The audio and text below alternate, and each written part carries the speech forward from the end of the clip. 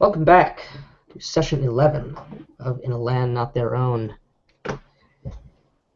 Some number of days have passed since our last session. Not massive quantity, but we begin on the 59th day. Perhaps, portion of a chain since last time. We begin to Holix.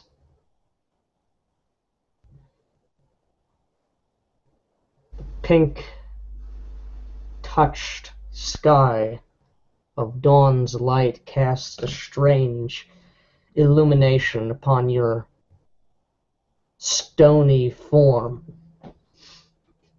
That dawn light portions being almost absorbed, soaking into you, and in that strange, almost incandescence, making you perhaps look just a bit more flesh-like if one were to look at you for just a moment before their eyes would focus and recognize the true contours and jagged exterior of your form. Pink light radiating, reflecting from that metal peg, that instrument which serves as close as you can make to a limb, having been ruined many, many cycles ago. You cast odd shadows as your wings flap. Thank you. And your form passes over the farmhouses, the fields, the crashing waves, the sights of tiny humanoid creatures up and about this time, getting pack animals ready to prowl and plow the fields.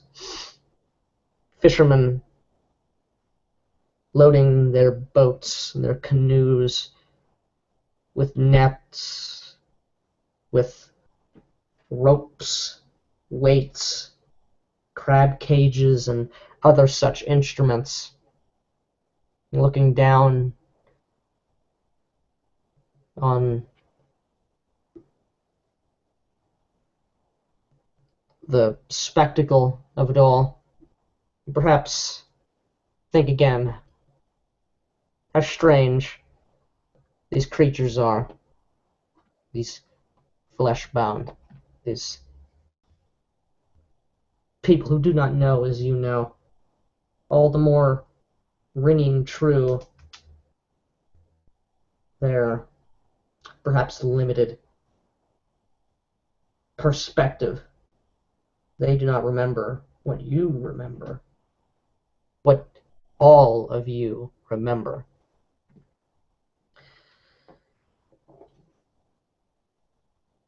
Your patrol, your vigil,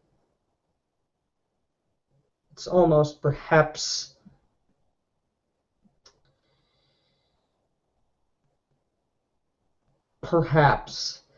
a slight bit, even for you, disheartening in a strange way. It's been, as we've said, several days since sharing the news, the grim news of importance so utmost. And for the first time in even your recent memory, you have spoken willingly, with such purpose, and at such length. And as you feel the wind currents, the eddies of Igvale through and across your form, I would like you to give me a perception check.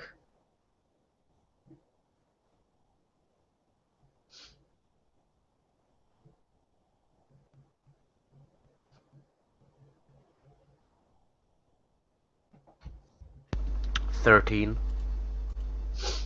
Hmm.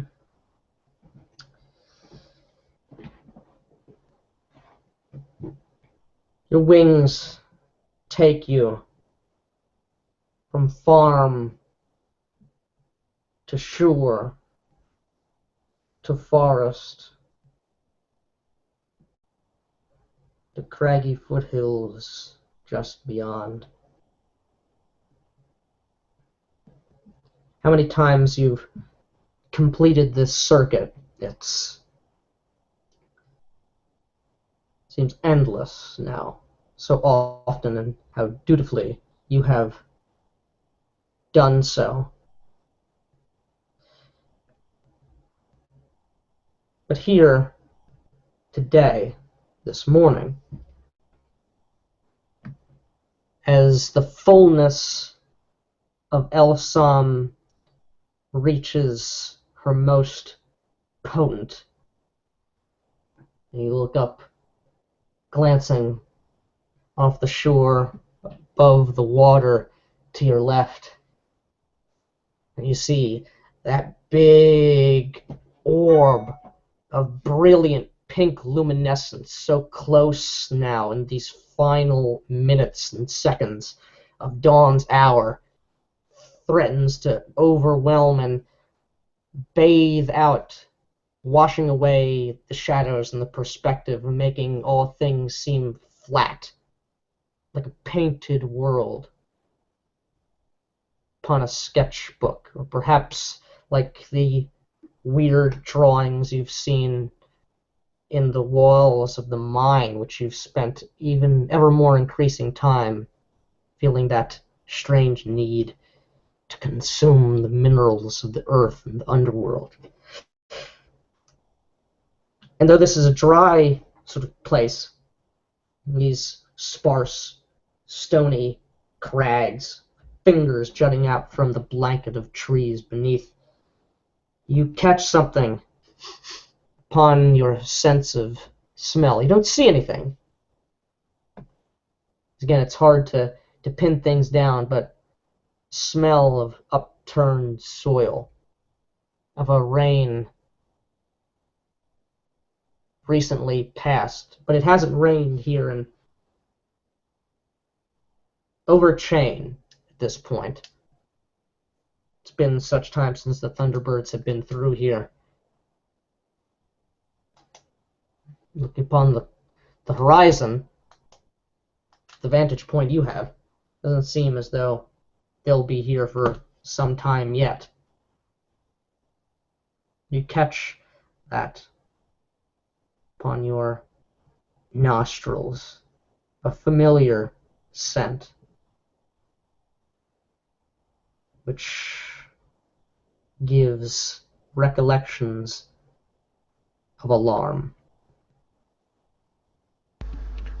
I stop mid-air and positioning my wings in such a way that they allow for stationary hovering, and I observe around upon the ground around me, the wings stretched and almost flattened horizontally over my shoulders as I observe downwards, trying to find the origin of such a smell, while as well activating my other sensitive abilities to see death and taint, going down my own rigid mental checklist to see and observe and know what I am around and facing, and going down the checklist of ghosts, contaminated, danger, trying to absorb all that information before making judgment as I stand at least 150 feet up into the air, hovering.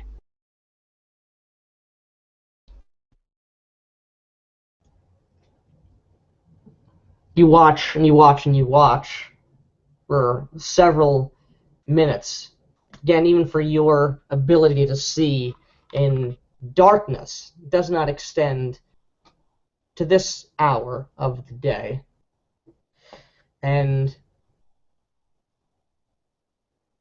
the minutes, final moments of dawn, it gets even harder and harder and harder and harder to see as everything gets flatter and flatter and flatter, and perspective seems impossible to find, even for you, before just as it came with an almost instant sort of rapidity, that light is receded, replaced with the first rays of Ahura Mazda cresting over the horizon.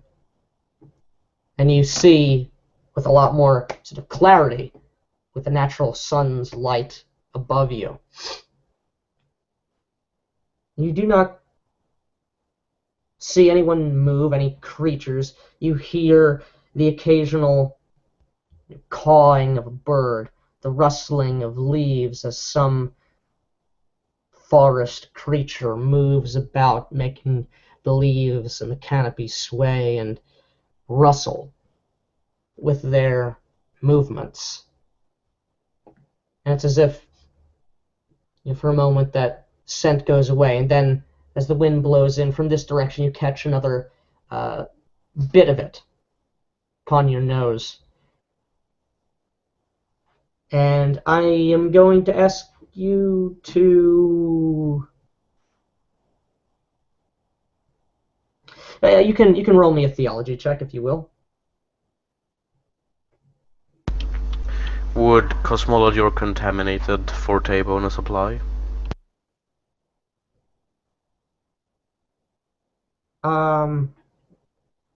Perhaps. Yes. One or both? Contaminated will apply. Cosmology will not. 15. Okay.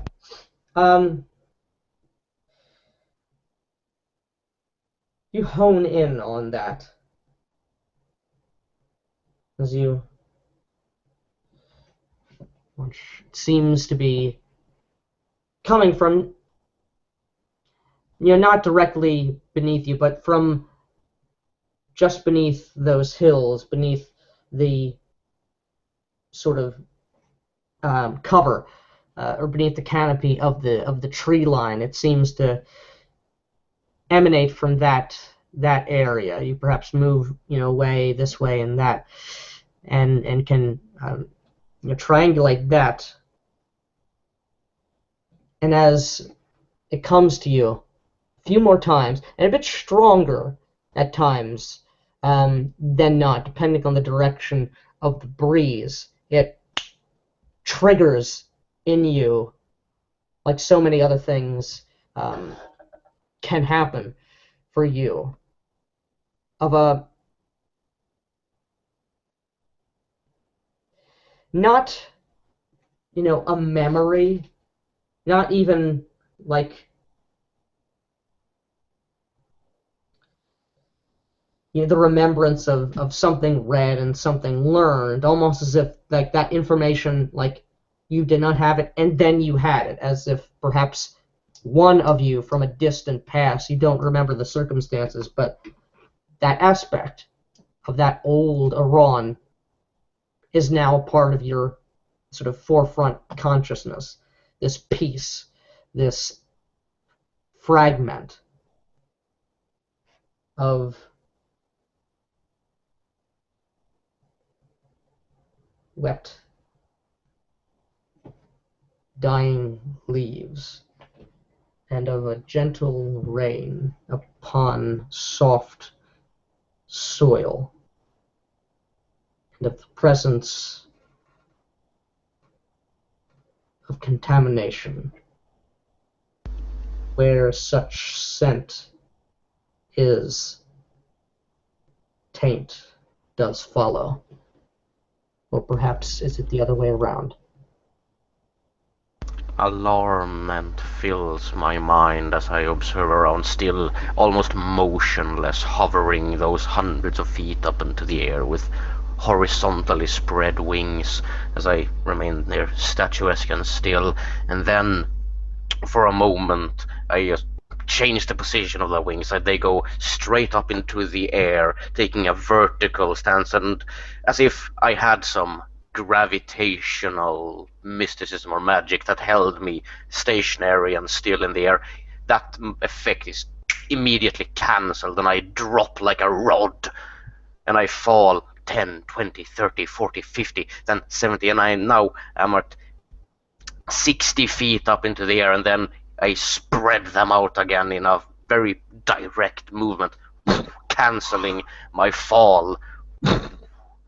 And as I still am now closer to the ground, I take from my newly made giant iron and leather belt my bow, the telltale sign of the winged bow of orcish design, made in such a way that it is, to a degree, foldable, as is shown of the orcish mastery of woodcraft, and with a thrust of the left arm, it snaps out, and I draw the string back in an expert and trained fashion, hold it in front of me, and pull out a gleaming golden arrow, long and barbed and very dangerous. It glistens with the newly risen sunlight, and I hover 60 feet into the air like some primitive form of a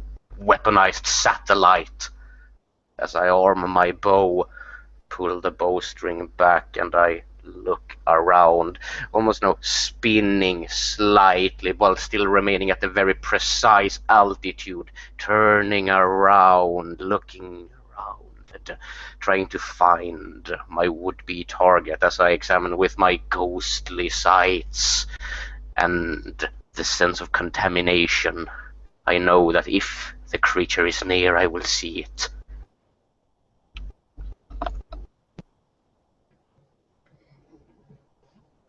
You hold that utter stillness, even in mid-air, a statue, unflinching, unmoving, almost not breathing. Be almost a disturbing sight, seeing a floating rock man just above the canopy of the forest. Dark, mottled leaves of green, of olive, some plants of a sort of turquoise coloration to them, all washing together in this sort of whirl of different colors of plant and tree. You hold for 1 minute, 2 minutes, 3, 4, 5. Nothing but the sounds of the wildlife about you, the rustling of leaves. You hear all at once a massive sort of cawing, squawking sound of some great beast of alarm, and then cut off. And then you hear and you see the sort of flutter of winged creatures taking off all nearby, leaving the forest, and then silence, but for the wind.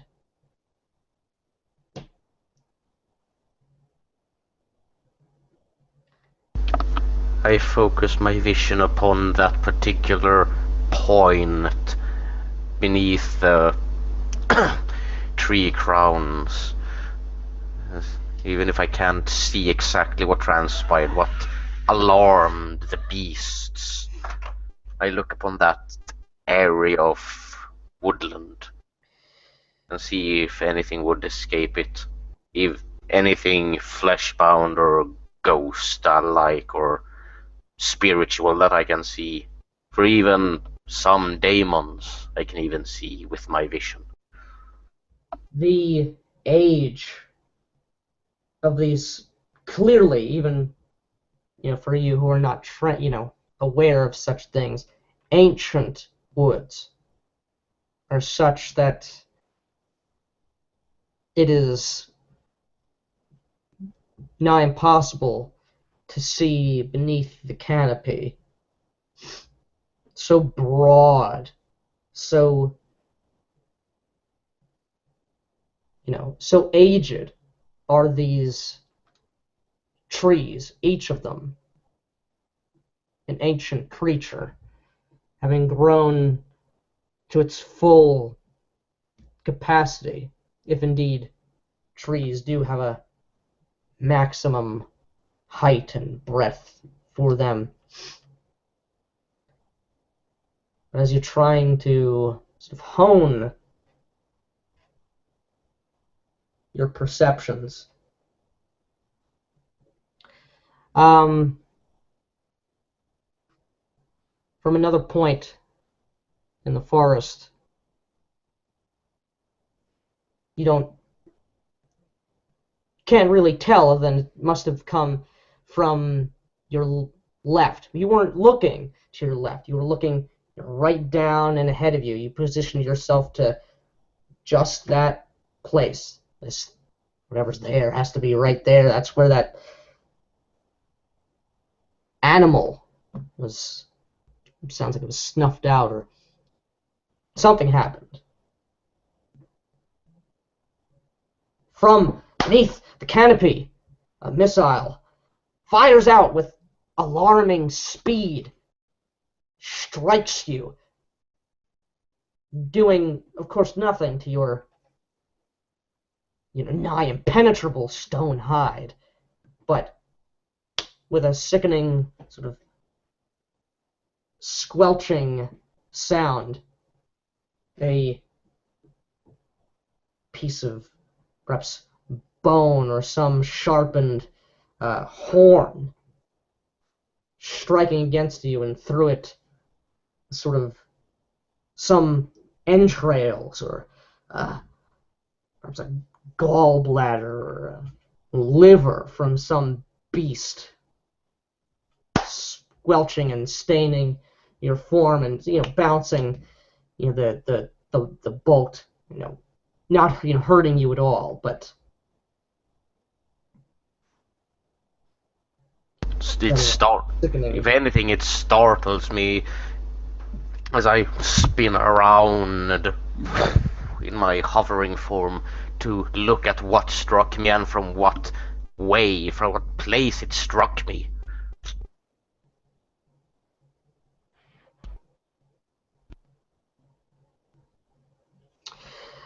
Why don't you give me a perception check?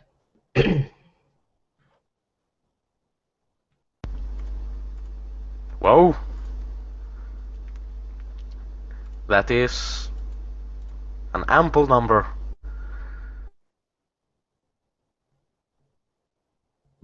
27. Ooh. 27. So you startled, and you whirl around, your wings, moving around. And you say for just a moment, as the wind blows, a bough of one of these trees sort of up slightly.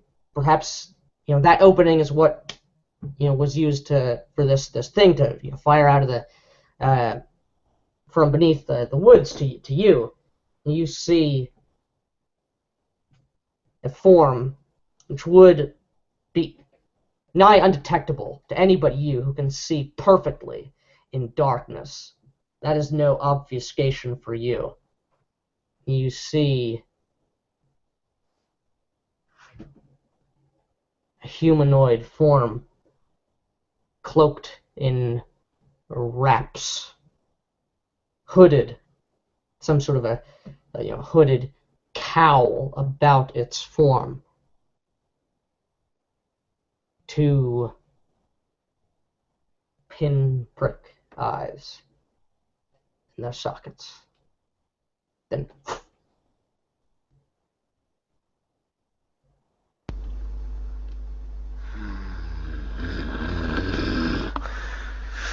I descend further in an angle towards that area. Someone who would attack me so brazenly, and being able to throw something with such strength at such a height is obviously noticeable, especially when I can feel there's contamination in the area. There are no coincidences of such. Even if it would be a distraction, if I could capture what it is, I might learn something.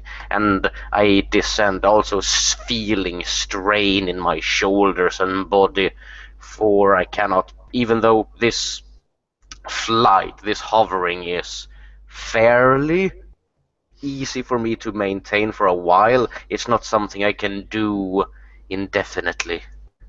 So I descend in a pointed angle towards that area, just being fast in just slow enough to not damage myself on impact, but it's still quite a rapid descent as I come down,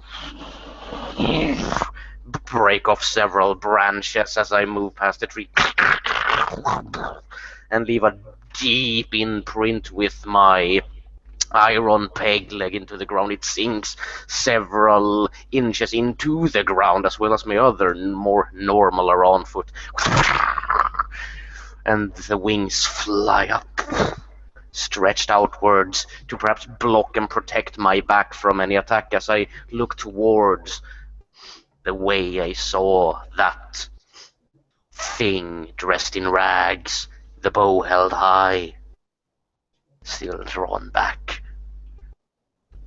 As you enter beneath the canopy to the forest floor here, the sounds of the breeze are almost completely stifled. And there's an almost deafening silence in comparison to the sounds of the wildlife, which just moments ago were cut off. No bird calls or animals outside of your field of vision. Thankfully, again, for you, the dimness of this place being no impediment for you. What is an impediment, however, is the high-piled dead leaves of soft soil, a forest floor seldom, if ever, traversed by people. And that narrow peg leg of yours, it sinks deep into the dead and rotting underbrush of leaves and of such things, of the treacherous layout of bits of root, vine hanging around, easy to trip over. Normally, you are immensely strong, and perhaps danger for you of tripping may not be quite as much of a problem, but it's difficult to move about with that leg of yours. And I want to attempt to make a conditioning roll to see if I can hover around some more. For I know I have flown quite a bit today, but I try to stretch my power reserves. Sure. That is a 10 on conditioning. So you can probably, keep it up for a little bit longer. But just navigating through this very dense forest, it's very difficult with your massive size and even greater wingspan. The ability to maneuver and even get through certain places is very difficult. So I motion my shoulders and wings, they expand out horizontally a bit, but then they are tilted at a 70-degree angle horizontally, and the front of them, bent a slight bit forward, lifting me 10 inches off the ground as I try to maintain a very low hovering position as I lean forward at a maybe 20-degree angle myself as I hover forward, the bow drawn, as I soundlessly move in this almost ghostly apparition flight, just slightly over the forest floor. As you move through, scanning, you begin to see the disturbances in the underbrush of a struggle. Catch a glimpse of, and perhaps even smell, fresh spilt blood. Move further through the trees. You see droplets upon leaves still hanging from low-lying branches. Then you see on a rock, perhaps tumbled down from the foothills there, a landslide or some small movement of the earth, maybe in a storm, resting above the leaves against a mighty tree.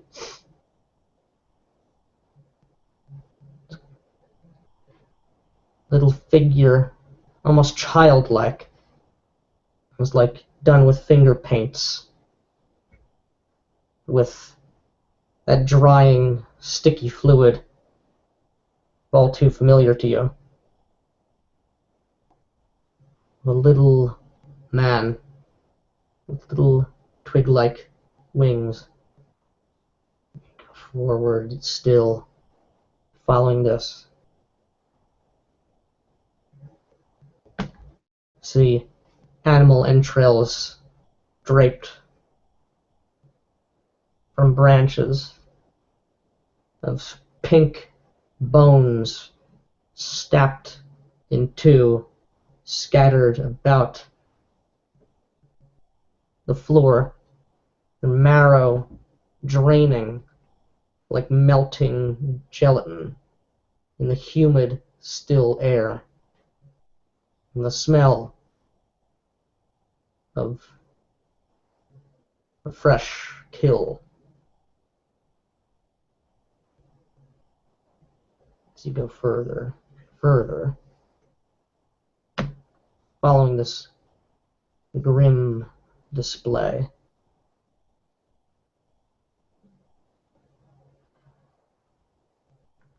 And the further you go, the more potent another scent filling your nostrils, not only of blood, of organs, of emptied stomach contents, but a fouler stench, but a very familiar one, of potent contamination. Something is close indeed. I quicken my hovering flight, leaning further and further forth, observing these demonological accoutrements. Or perhaps they're magical, I don't know. And honestly, I do not care. As I continue forth, some tiny sparks of white flame can be noticed upon the silvery greenish veins of minerals on the inside of my wings. A spark there, a silvery glimmer there. I am ready to ignite at a moment's notice, and I hold the bow in front of me.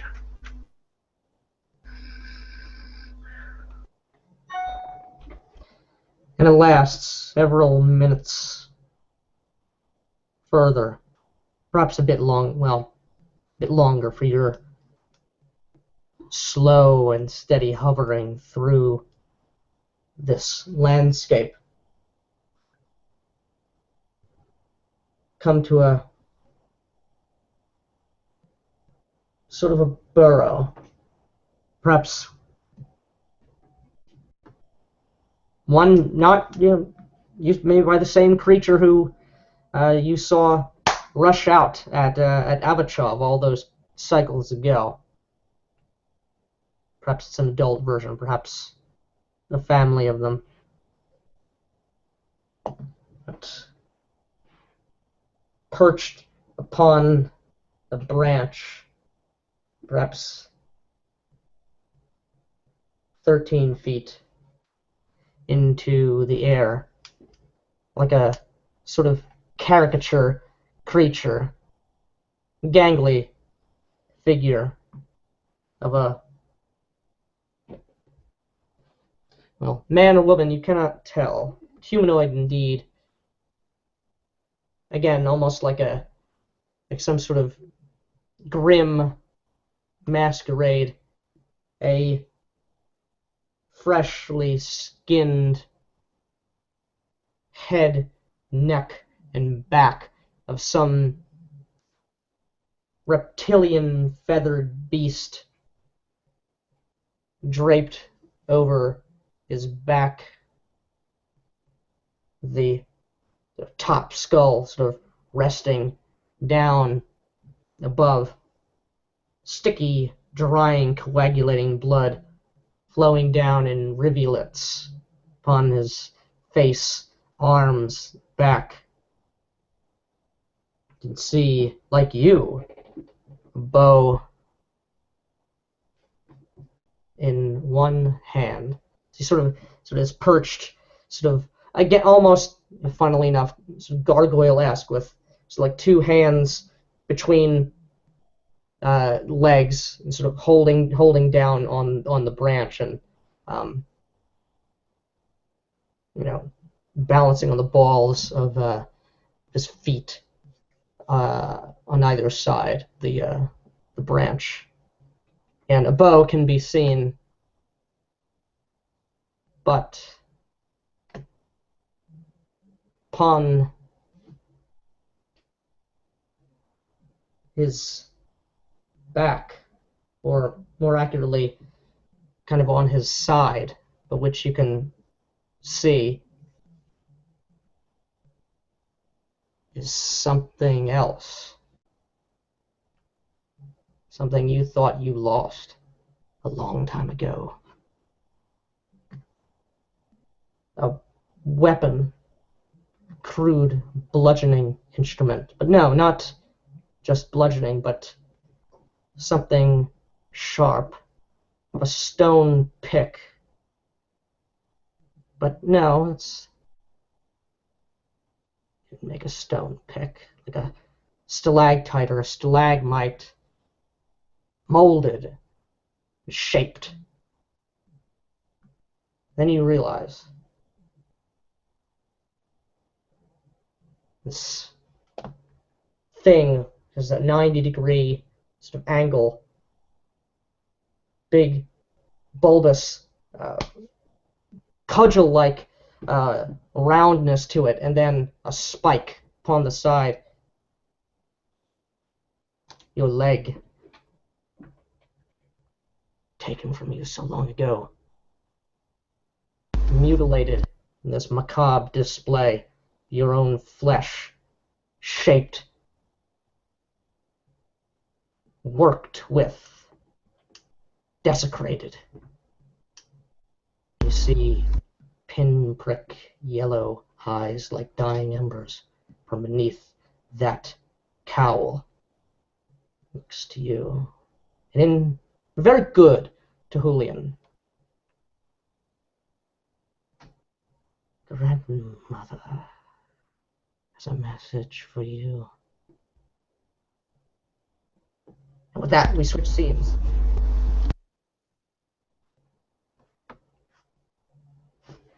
I know. Azad.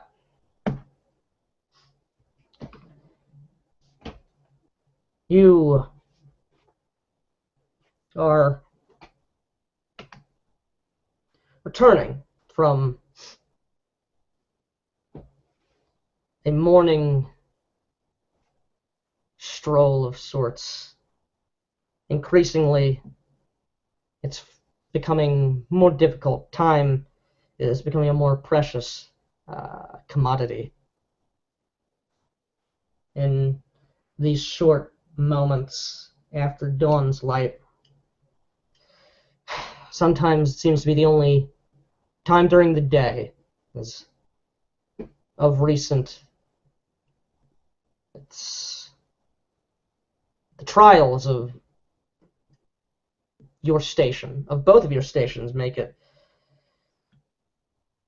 difficult at the evenings to talk, to converse, anything beyond business, for sleep taking you as it is. But you have this moment as the both of you walk in the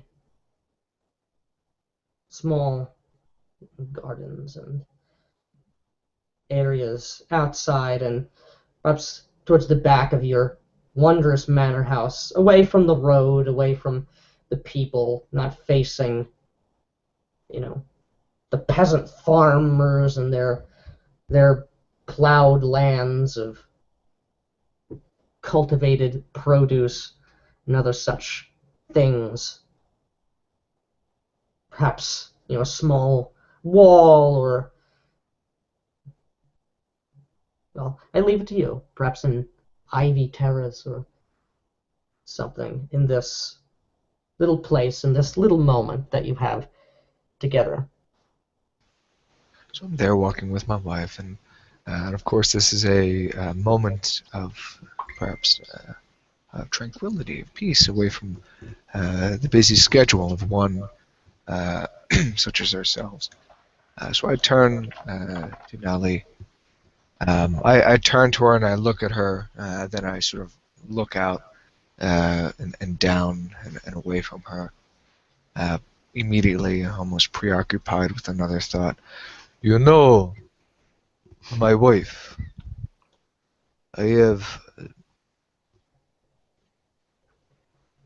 been wanting to apologize to you. The other day I had been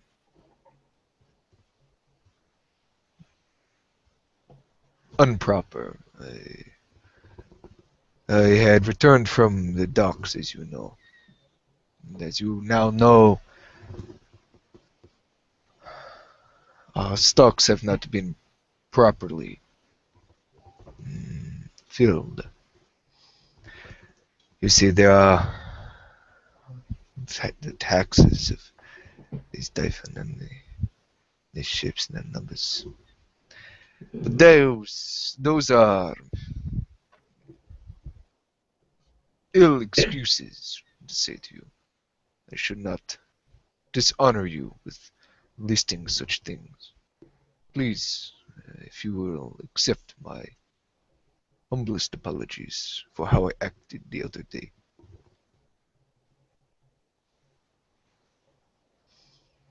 And she sort of like, you pause and you face her and you express this. And so she for a moment continues her walk as if you're still sort of beside her, tracing her hands upon some of the leaves and flowers you have at great expense brought here. And turning back and around you. For a minute, you're not sure what her answer's going to be. She makes you wait, but yes, I know of this. Our captain. She uses that word with mild degree of amusement. Has told me of what has occurred.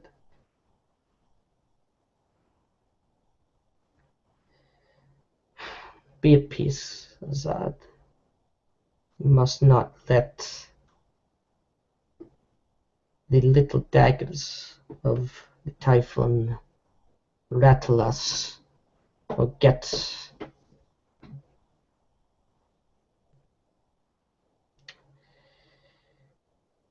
let us break our stride. We both know their double-tongued words and the truth of these taxes they claim, they bring onto our heads. We see through their lies. And she sort of like, kind of like lights up, like does like a, like just sort of smiles. And she continues, and that is why I have redoubled my efforts these past days and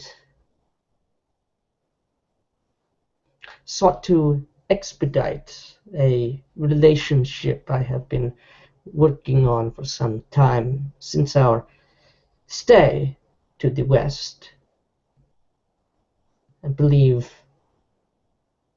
one that will perhaps even the odds, so to speak, may lessen our reliance, at least for a time, on some of the things, the supplies we, until now,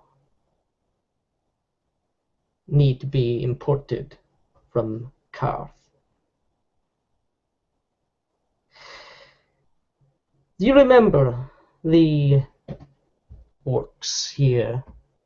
Or no, I believe it was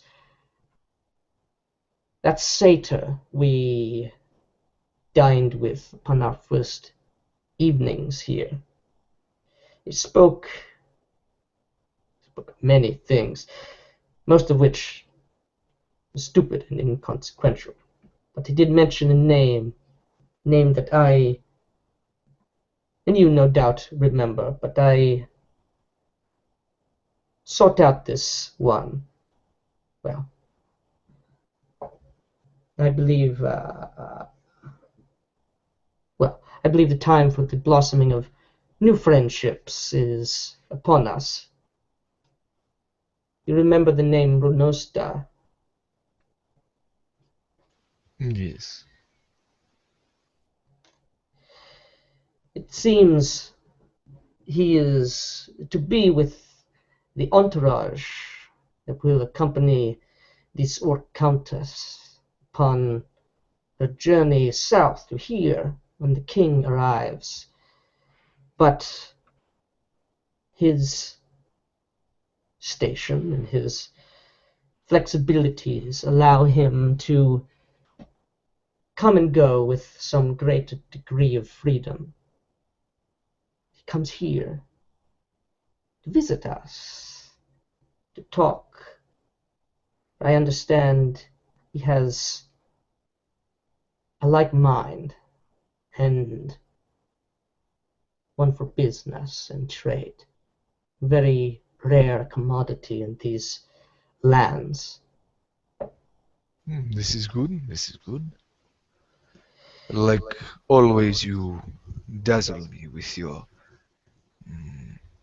abilities. I sort of let this deep sort of growl, a seductive sort of growl, as I, bring a hand to the back of her head and just sort of almost like playing, but also as a slight show of dominance. Just sort of like I'm petting the back of her neck, and then I gently just sort of grab it, and then I sort of let go, and my hand just sort of falls to the small of her back as we sort of move. But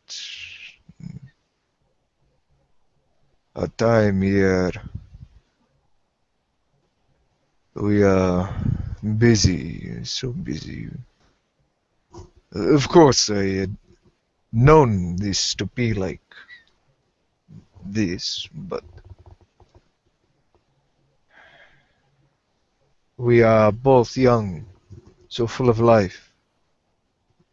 Are we to always be behind these papers and quill? Can we not run free? Surely with our combined wealth we can.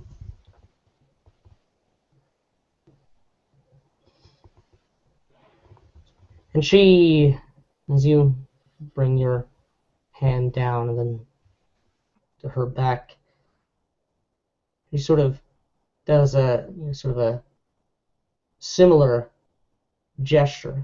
Puts her hand sort of behind your neck and kind of like turns it like to look at her. She speaks. Soon, in time, we will have all that we desire, perhaps more, if we maintain our cunning, keep to what we came here for. I smile at her, my golden eyes sort of widen a bit, but in my mind, I'm filled with envy of what she has, of her connections, of how she's doing better than me. I think these things. She's doing better than me. She has all these things going for her, and what do I have? Wretched fly monster in my basement. And then like those thoughts are there for a moment, and then they're gone as I see her and I get lost in her just in her gaze. As I sort of look and we're just sort of moving about. This relationship will be the first step to gaining some real trading connections upon this mainland. This individual, this knight of the West, his establishment is the only of its kind in Ifopum, or so they say. Well, I would find that laughable. We both first arrived here. Seeing this place, I find it all too much a possibility. But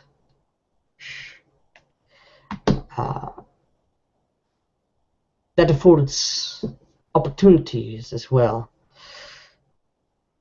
Being the only place for visitors and foreigners in this land, with the exception of the city itself.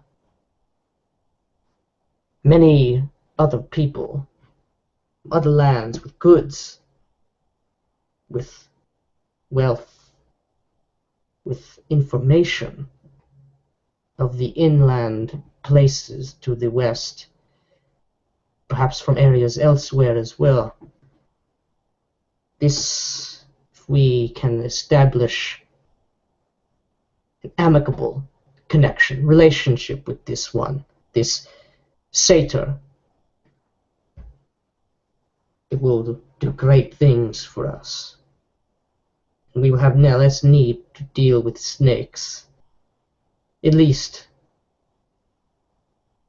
until we are in a better position to deal with them. And she sort of says, like, deal with them, and like, Oh, I know what she means. it's, I like that unsaid thing between Dawans. Oh yeah, we'll deal with them, all right. Before we had come to these lands, you know that I'm sure that you and myself, before I had even met you, I had studied these lands, you see, to know at least a bit of their history, what little of it is worth. Do you know the man of dirt, as he is called, the one at the bottom of the plateau, in the city of stone? Consulo is his name. and she, nods.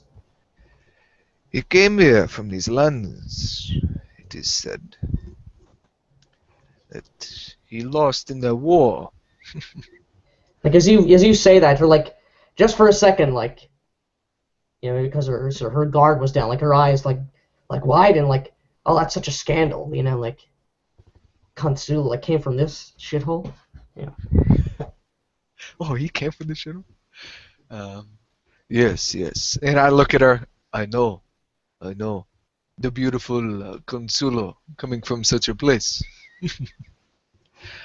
But it would appear that one with regarded as his beauty among the claymen does not carry on over to his prowess as a warrior. If he had lost against farmers, a few knights, nothing like the great bandit war of our Cheyenne before us, when we made Karth for the Clayman. But upon further study, I had seen the king, this war that he had, the king of this land with the man of dirt, Consulo. The war they had. The king of these lands had Typhon on his side. Her eyes narrow. And farmers, yes, they are no threat. We both know the threat of a Typhon. They tip the scales in favor of this king.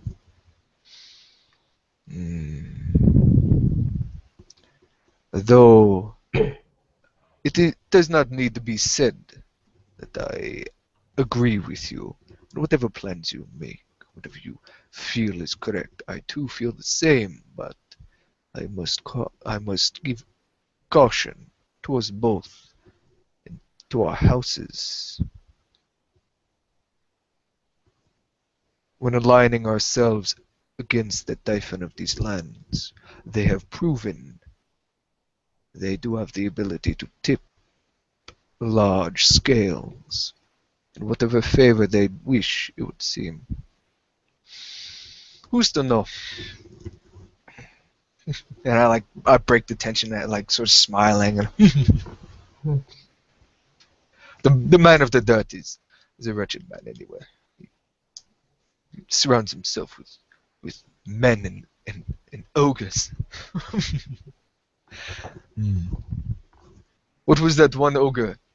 Yes, the The one ogre that he has is a knight, a high knight. Can you believe that?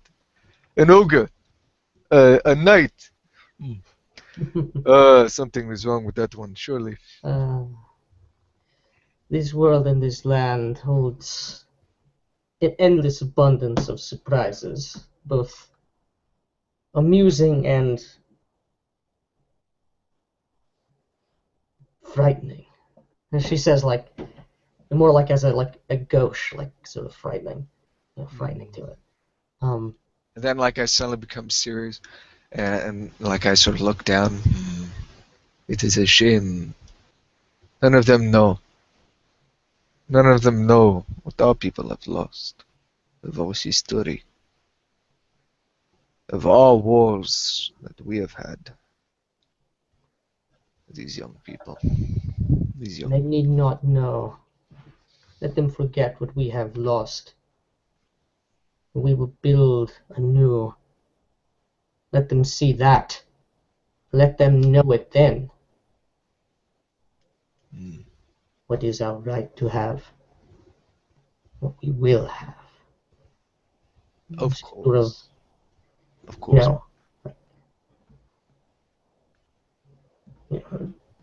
Sort of lip curled up slightly, as if perhaps despite herself, a almost inaudible growl of fierceness, and like, yeah, let them know that.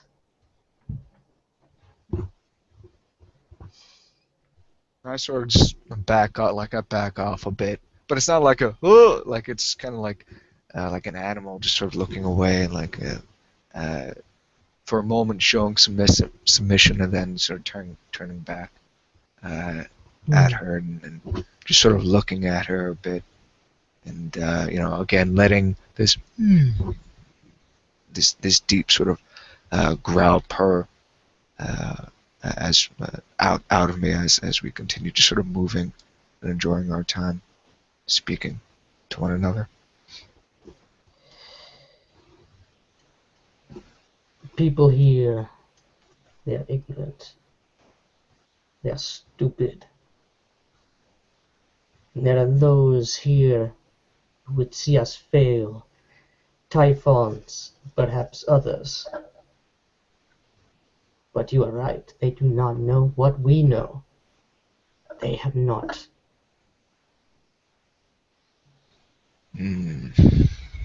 Yes, Suffered what we have suffered. Yes. That gives us wisdom that they do not have. It gives us cunning. Yes.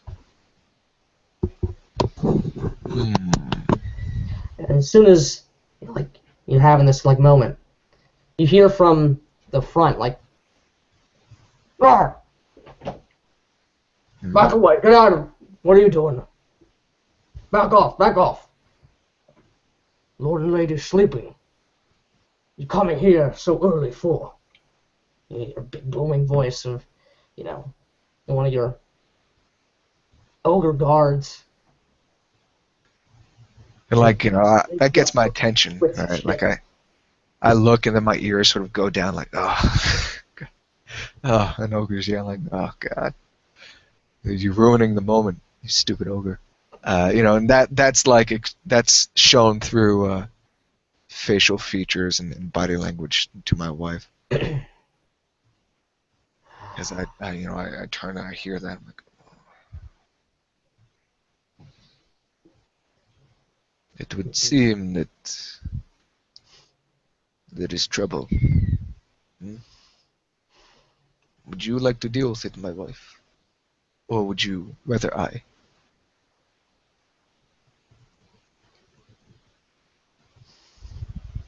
Well, she looks like, are you testing me? Let's,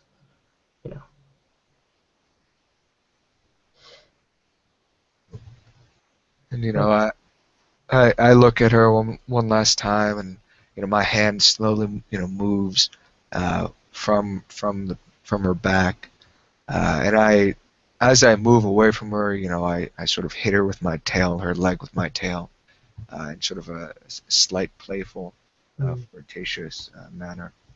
And and I bow towards her, as if still like sort of playing like sort of, but still having a bit of formality with me that hasn't shaken off. And I turn And she gives you, before you do, is you bow and you get back up, and that's sort of the performance of it all. She does give you, brief, smile back, and it's only brief, but the brief, the body language and reading the eyes, it's like, we will have to do yeah. this again when our schedules permit. And I sort of smile flirtatiously, but like knowing that, like, of course, like we could do this whenever we want because we're rich. We don't, it doesn't matter. And I smile at her like, and then I turn and I make my way. I don't make my way slow, like it's a slow walk the first few steps away from her, because I genuinely do like being around her. And then once I get a few steps away, then I pick up pace and I make my way over to that damn ogre.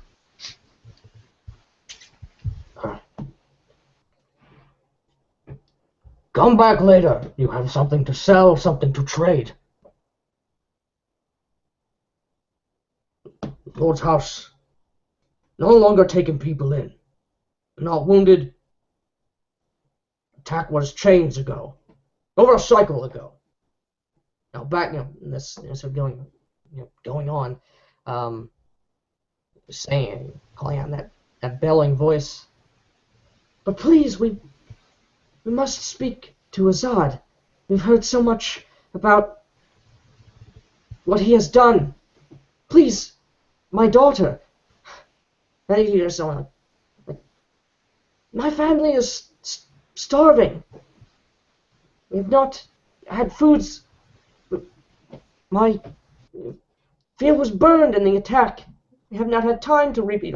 Shut up! This over and over. And you round the corner and you see, about like, 4 or 5 humans. Oh, okay. Yeah. For a second, I thought it was like a big crowd. Like, oh god, like maybe I shouldn't be walking up in a big crowd. Like, oh. No, it's not like a Just be massacre. looted. It's like a maybe 4 or 5 So I don't say anything. I just almost stalkingly, like the big tiger that I am, around the corner, and I just sort of move. I don't say anything, but I hold myself, just letting my aura, my commanding aura, just sort of pull people's attention. Like, oh, like, oh, he's here, and I just make my way over to the ogre. And I don't say anything to him, but I just like make a hand, like you did good, like good job, kind of thing. Like, But I don't say anything to him. Yeah, and like if people start like coming up to you, like trying to like get you, and like ogre holds out his big, meaty arm, like no, like don't crowd. He knows the Lord doesn't like to be touched by filthy individuals. So I just let him, like he puts his arm like, oh, stay back, acting as a sort of just a little bit of a bodyguard. And I say in Pelkanese, what seems to be the reason for this gathering, my friends? One of the humans Go on, one at a time. Speaks up. And like I look at him, and like the one that's speaking, like I turn to him, like like a celebrity's there in front of you, like and like you have their direct attention, and I look at him, and I just we heard what you did, how you helped Kieran and his wife, brought her back from the brink of death. He said, they both said, all of them, That's all they've been speaking about for the past... going on a chain. Is it true? It must be. Lane And said he saw her, and she was not hours away from Tuhul's forge. And now she's walking and laughing as good as she ever was before. I do thank you for the praise, my friends, but you make things far more grander than what really happened. I am fortunate to have capable surgeons under my service. Please, my son came down with sickness some cycles ago. Afflicted him, ran through his body, and while he is no longer touched by the disease, his body's never been the same. He's never been able to work and have strenuous activity for as long a time as he should, as a boy of his age should. Is there anything perhaps you can do for him? Well, of course. Here, my home, there is no walls between you and I, even though behind me there's a wall. Yeah, like to You know, the like, manor. like oh, There's big wall. There's like big walls to the manor house, of the actual building, and yeah. they are no walls between us. You and any of your other friends, family, may come and ask of these things. And I and my wife, we will do what we can to aid you. Though it is quite clear that we are not the same. I like bring my hand to my, just show I'm a goddamn tiger. We are not the same, but let that not be something to prevent relations between one another. Your son, you say, and the others, and I look at some others that are here, is this of the similar reasons why you are coming to the footsteps of my abode. Like they all, despite your best, they start like chattering, one of them also said like my wife, and I had some pain in my leg from cycles ago. Knees never been able to work quite right before. And the other one says about my crops, like you're a man of wealth and apparently other gifts as well. And some of them like oh we brought payment like holding out like and the ogres still like keep them off you, but have canvas sacks filled with crops and produce. Some of them have bolts of cloth, not silks or anything, super fine, of bits of craftsmanship, of wood and horn, and some meager types of like jewelry made of like coral and pearl and shell. But some of them, mixed within, have golden triangles, amidst their sort of offerings to you. So I raise my head like a posh individual, like oh, like as they start showing and saying these things, and their words almost immediately, like I hear like the first couple words, and they all sort of meld together as something else pops into my mind. I don't want to be here. I don't want to be in front of these people right now. I want to be with my wife, and these people are pulling me away. This sort of sudden closedness that all Dawan seem to have, this flux between gregarious and introversion as I look and I look back down at these people and I raise a hand, like to calm them down. I have heard all of your woes and worries, and of course, I will be willing to do what I can to help any of you in your troubles. But in this time, let me show you to some of my servants. They will deal with you. They will give you. And like I was going to say something. Who knows how to read and write here? And one of them like, I do. Ah, you, sir. Good. Yeah. I'm going to have to give you responsibility now. You prepared? Of course you are. You will have to help your fellows here when you're speaking with one of my servants inside the manor. I believe, and I look up at the ogre, you will have escort in. There will be no troubles. I look at the ogre as communing something when I say that.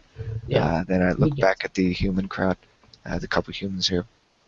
But when you are in, you will be shown a paperwork, and in each of these paperworks, the legal bindings between you and I, if we are to begin a relationship of allowing me to aid you. My services, of course, there will be a small fee, and I see now you all will most certainly be able to afford it.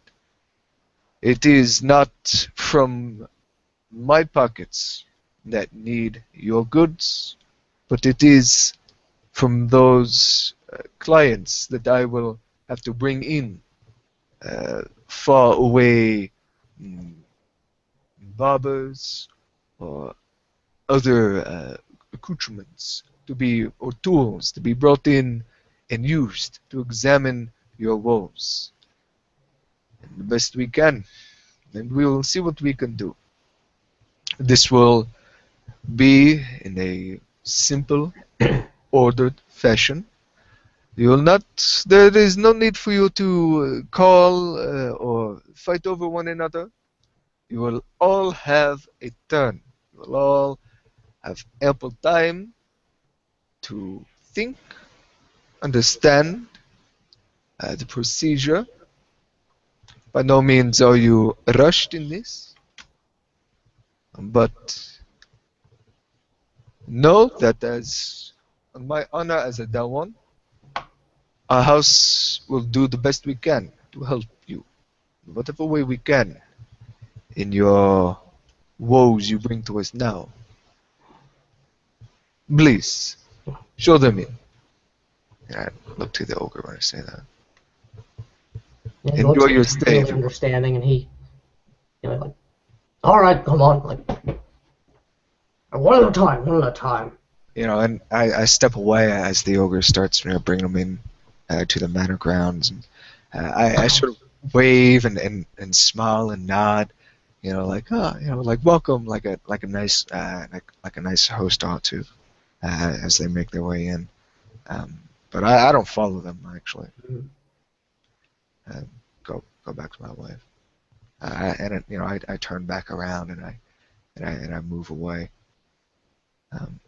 Just business as usual. Mm-hmm.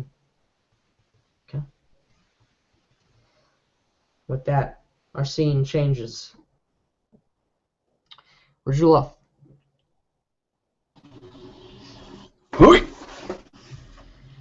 You are perched over some drawings, illustrations of carvings, of pieces of artistry to be worked into these now 3 great monoliths of stone you have laid upon their side in a area just outside the town on a gentle, sort of wide hill from which you can see a good portion of the community. Not, with details. You can see Azad's manor house in the distance, the blue haze or smudge against the morning slight fog of the ocean far across from you. You're back to the hills,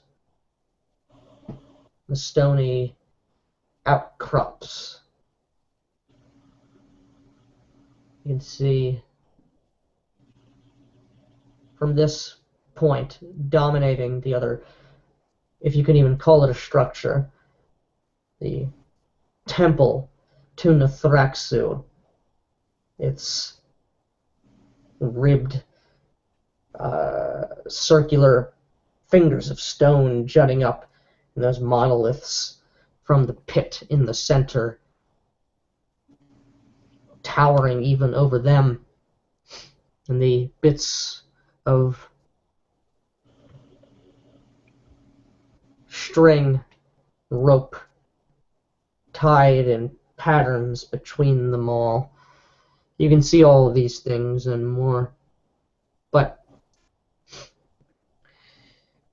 you've left the busy work of dredging up the other stones to your subordinates, the other masons and just workers with strength.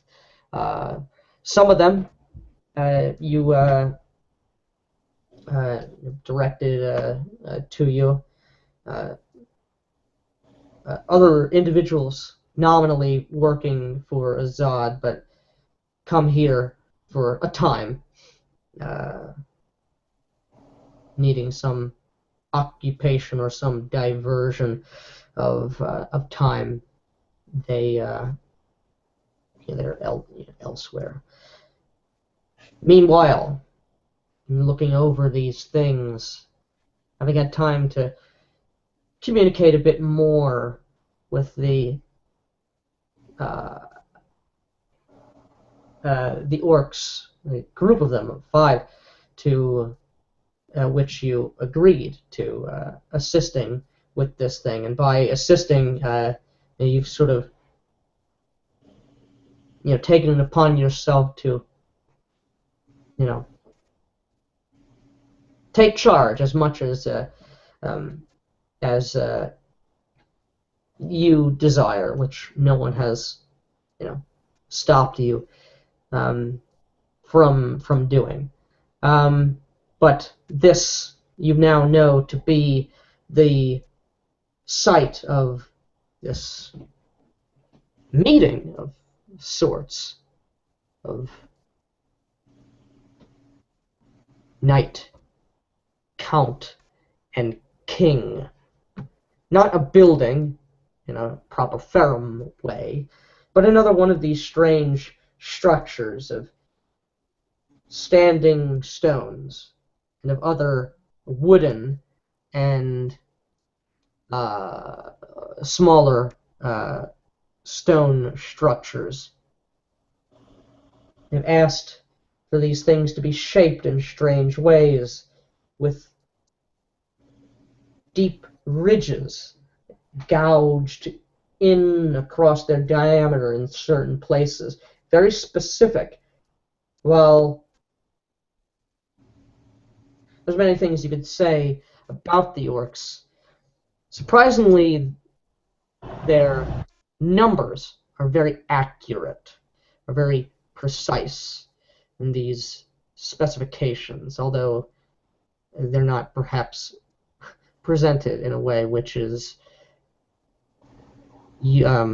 familiar to you, but certain shapes being requested, these smooth, quasi-natural formation of these monoliths to be shaped, having exactly 11 facets about the diameter in this place, and at a width of this number of this width, precisely, sloping or tapering to this width at the bottom, and carvings and thraxa and in other scripts and pictograms of languages and symbology you are not familiar with.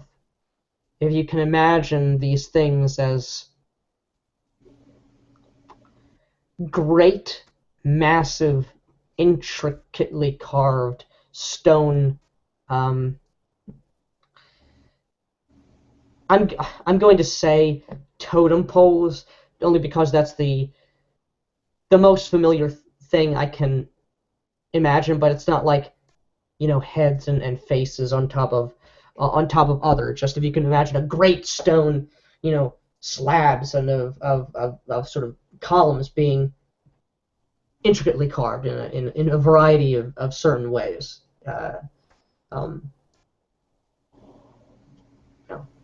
In a very bizarre manner. You've never seen anything like this, even on any of the stuff you've seen around town. Yeah, basically, I get it's extremely clear to me and to my amazement that sorry, that it is very specific to the point, to the angle, to the number. To my complete amazement, because I'd never expect this from orcs. It's like, put it in there, put some wood in there, and it's like, yeah, that's a home. And like, this is extremely intricate, and it's as intricate, if I'm getting you correctly, it's as intricate and as specific, mostly as specific as it is alien to me, because I don't know any of these symbols. So I actually, like, part of me is like a bit afraid, because I'm completely new to these symbols. So I'm like, I make several rehearsals with a pencil on parchment before actually doing the carving and such and such. But I do very diligently carry my work. To be how much time has passed since last session? Like half a chain, maybe. Oh, okay. Yeah. Okay. So. Okay. So on this time, I've become rapidly proficient with the Optilang, as I've had to travel certain distances from here to there, from there to and I've been working on these things. And so right now I'm taking out the other monoliths at the same time carving the ones already extracted. Is that correct? Yeah. So you have other teams of people going out to the sites to dredge up the other monoliths, and you are sort of like contenting yourself to getting to business, trying to start planning out how to carve these things, because that's really what demands your attention right now. Okay, awesome. Well, yeah, I do so in that half a chain. I've been doing the starters of figuring out who are the best of the workers, many of which probably are like just started learning about managing stone. I'm immediately seeing which are the best and most proficient and more talented, or have like more natural talent on working with it, and how that may who of those like have also some ambition to them, because I will be interested in, as I mentioned last session, start doing my own private thing, like my own business. But yeah, okay. So I'm currently basically looking at the rocks. Whatever time of day is it, I'm looking at the rocks and and after having overseen that everything is in order, like, okay, you're overseeing this part, you're overseeing this part, okay, nothing new, something new, okay, you do this, you know. After doing that part, and I become very much more proficient with Yeah. dealing with people. I already was good dealing with people, but you know, I've become noticeably better at it. Why don't you give me a masonry roll to see how you're sort of like. All right, here's my plan, boys. You know, this is how we're gonna do it. Yep. Do you need me to roll for you? You got cameras. Yeah, you should be able to do it. I will ask you to roll for me, yes, Okay. please. All right, I got that. Mm. I got this. Oh, nice. Well played. 12 Well played. plus. That's, on the roll. Okay, yeah, 18 plus. That's gonna be plus 5. That's 23. That's gonna be plus 7. That's a 30. I assume buildings doesn't go with this, so that would be a 30. In total. Okay. Yeah, you're not building it yet. This is sort of like your trap. But yeah, okay. So you gotta. All right. So yeah, hey, and it takes you that long to like get like days and days and days and days to like get like even the first part of this, like the first third of this one monolith to be like, all right, here's how we're gonna do it. Here's how the angles have to be, and we have to do it this first, then this, then this, then this. You gotta shape the curvature of this just the right way so that this script will come out. If you do this first, the grain, the grain of the stone, it'll crack. It won't do what you need it to. So it takes you a long time, even with your, this is, by and large, like, this is your first time doing it, like you said, anything like this. Yeah, it's very alien to me and very specific, so I Yeah, gotta absolutely. familiarize myself. You're sure after taking all that time, it looks good. Nice. Yeah, for sure. Awesome. Oh yeah, basically I've been doing that. Something I would have been very curious about is like, from where is this coming from? Like, if I can know the orc or the orcs specifically that being a meeting place for. Is that correctly? Say that one more time. You mentioned something about the count. I think even king, a knight. Eventually meeting at this place. I'm not sure if I got that right. Yes. There's the king and the counts are, and this has sort of been like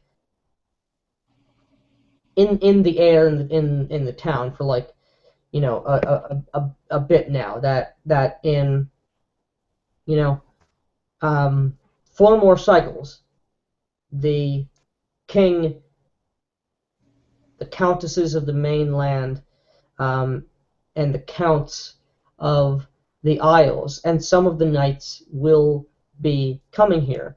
No one is sure why yet, but something of obviously great importance. Okay. That's here, Burgakashe, or here specifically at the place of the weird alien monoliths that I'm working with? Well, in the town, but the monoliths are like sort of still in the town. They're like just outside. But like this is supposed to be sort of like a, from what the orcs have told you, like this is kind of like this is where it's going to be.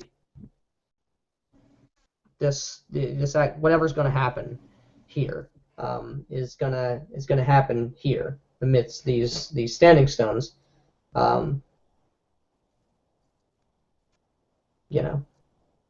So like you would probably imagine like, oh, okay, there's councils coming together, like king's coming to to your town. You better build like a nice place, like for him. That's You're probably what you would imagine.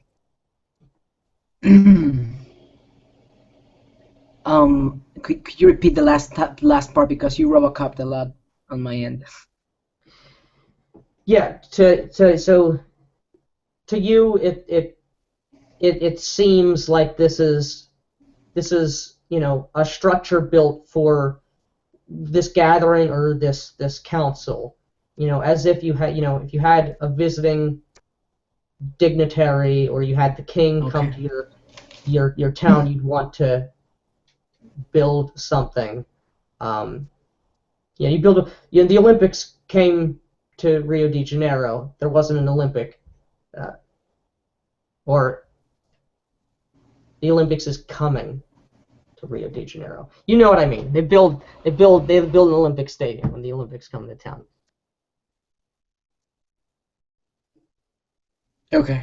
Well, also something I'd be I'm not sure like which part we roleplay right now, but also something that would have been on my mind would be to pass around the knowledge that I'm gonna be trying to teach people how to make stone walls, and that maybe something fishermen and people living near the coast will be extremely Yeah, you really haven't interested had in, much time from with all fear. the planning to, that's on your mind, Okay. but like the gravity Okay, and so like the so weight of all the what work what here. scene are we? Sure. What scene are we going for right now?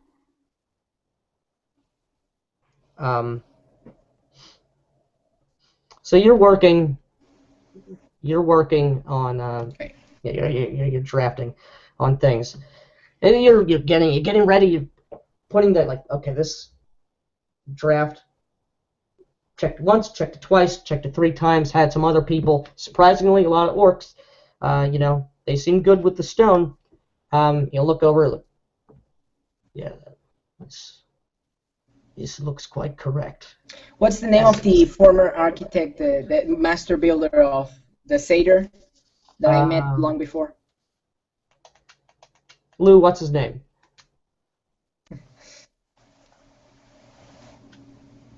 You tell me. Who's what? What's the name of your the Seder architect? Oh, yo, dog, that's my bro.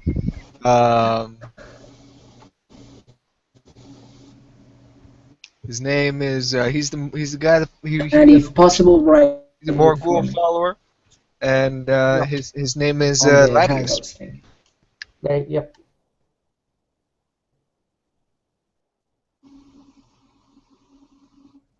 Latius. Gladius. Okay. Latius. Latios. Okay. Okay. Cool. With an L. Check this out, ladies. Hey, come here. Check this out.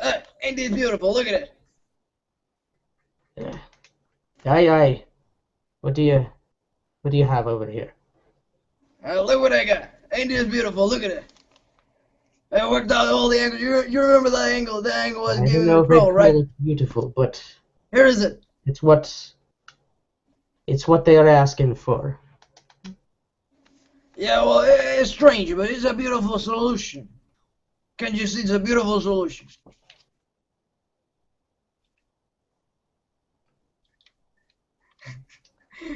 Yeah, I like it. Yeah, I do. I sure do. What's in your mind? Come on. There's something else in your mind. Tell me about it. Looks fine. I don't see no beauty in these weird shapes and symbols. A good satyr building. Tall, wood, iconography, not symbology in the structure. The structure, it has to tell a story that most of these people can't read. They do not speak this orc tongue. I do, of course, but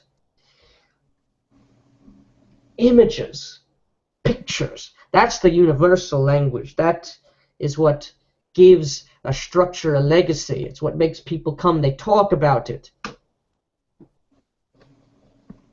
That it is. That's something I won't argue with you. That much is true. I say, and we're talking in Sindarian. At least I am. Oh, talking. yeah, absolutely. Yeah, that I can't argue with. I have no idea. You've heard it from anyone. What are these symbols about?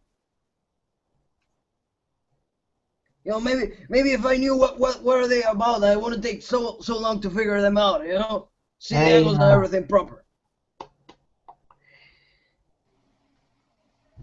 it seems to be some sort of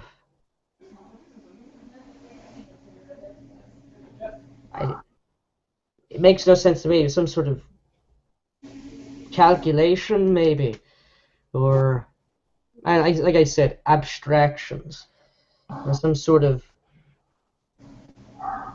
mathematics, numbers. You know, it's I don't understand what it is for, but that's perhaps it means something to the orcs. I do not know, and I quite frankly don't care to know. Yeah, perhaps it means something to the orcs, and I like roll my eyes when I say that, like very noticeably, and I say, "What's new? Have you heard about your son? Is he still doing the sing thingies, going from house to house singing?" Huh? Yeah, like, shut up. Like, let's get to work. You get to stenciling out the things like, all right, cut here, carve here. This goes on for like an hour and a half. Things getting the work done, starting to get things going. And all you see. Well, no, you don't, because you're focused on your work. But you hear after the time you're engrossed in this, and everyone's sort of working together on this thing, doing as you say. You're like, Radulov! In the distance, and then closer. Radulov! I look to the distance. Do I recognize the shape? Yeah, That's my name. It's a young human boy. Look, he's running at a full clip up to your where you got these things, where you're working with the masons, the the clink clink clink of chisels and such things. And he rushes up to you. There's been an accident. There's been an accident. Oh. By the bog. We were bringing up the stone. It got snagged. The suction was too great. It collapsed right back into the mud and the muck.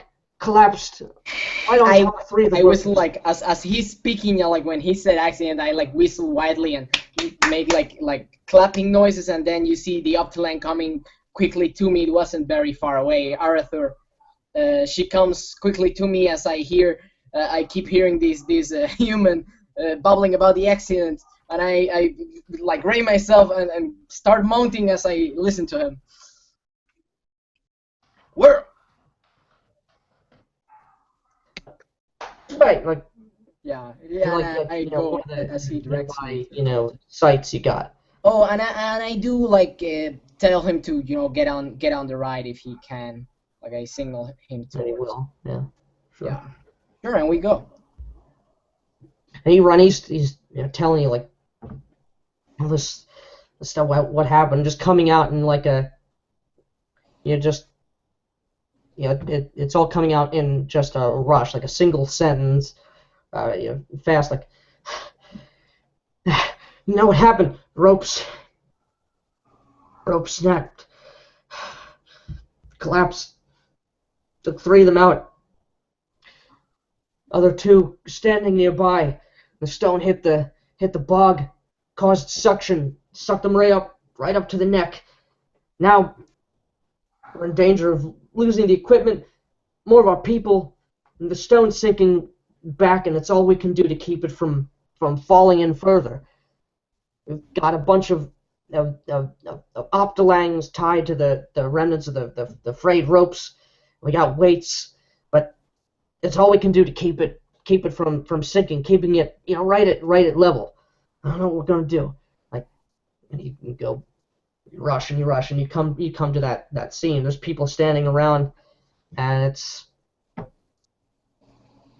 you see you see like an ogre and a human sort of like laid out on a blanket, just covered in muck and just dirt and peat and just all this stuff and lying like motionless, and you can one of them, like the ogre's, his right leg is like totally crushed, like he'll never walk again. God damn it. And the other, the human you can see sort of staining and pooling by the, even over, the mud, or is, red blood coming out the nose and the mouth and sort of pooling, like just pouring out, the side there. Do I know who on this place was responsible for this operation? For what I'm hearing, it seems like simply like there was a slip from some of the workers. Because I obviously the other Ubers comes by. I have like sub supervisors, like I'm in charge of everything, but there's like you get what I mean, right? Like you're in charge of this part, you're in charge of this part, da da da da da. Yeah, it's this ogre was looking over things. Okay. Damn. Trying to bring it out heavier than we thought it was, with the suction of the mud. Too great, rope snapped.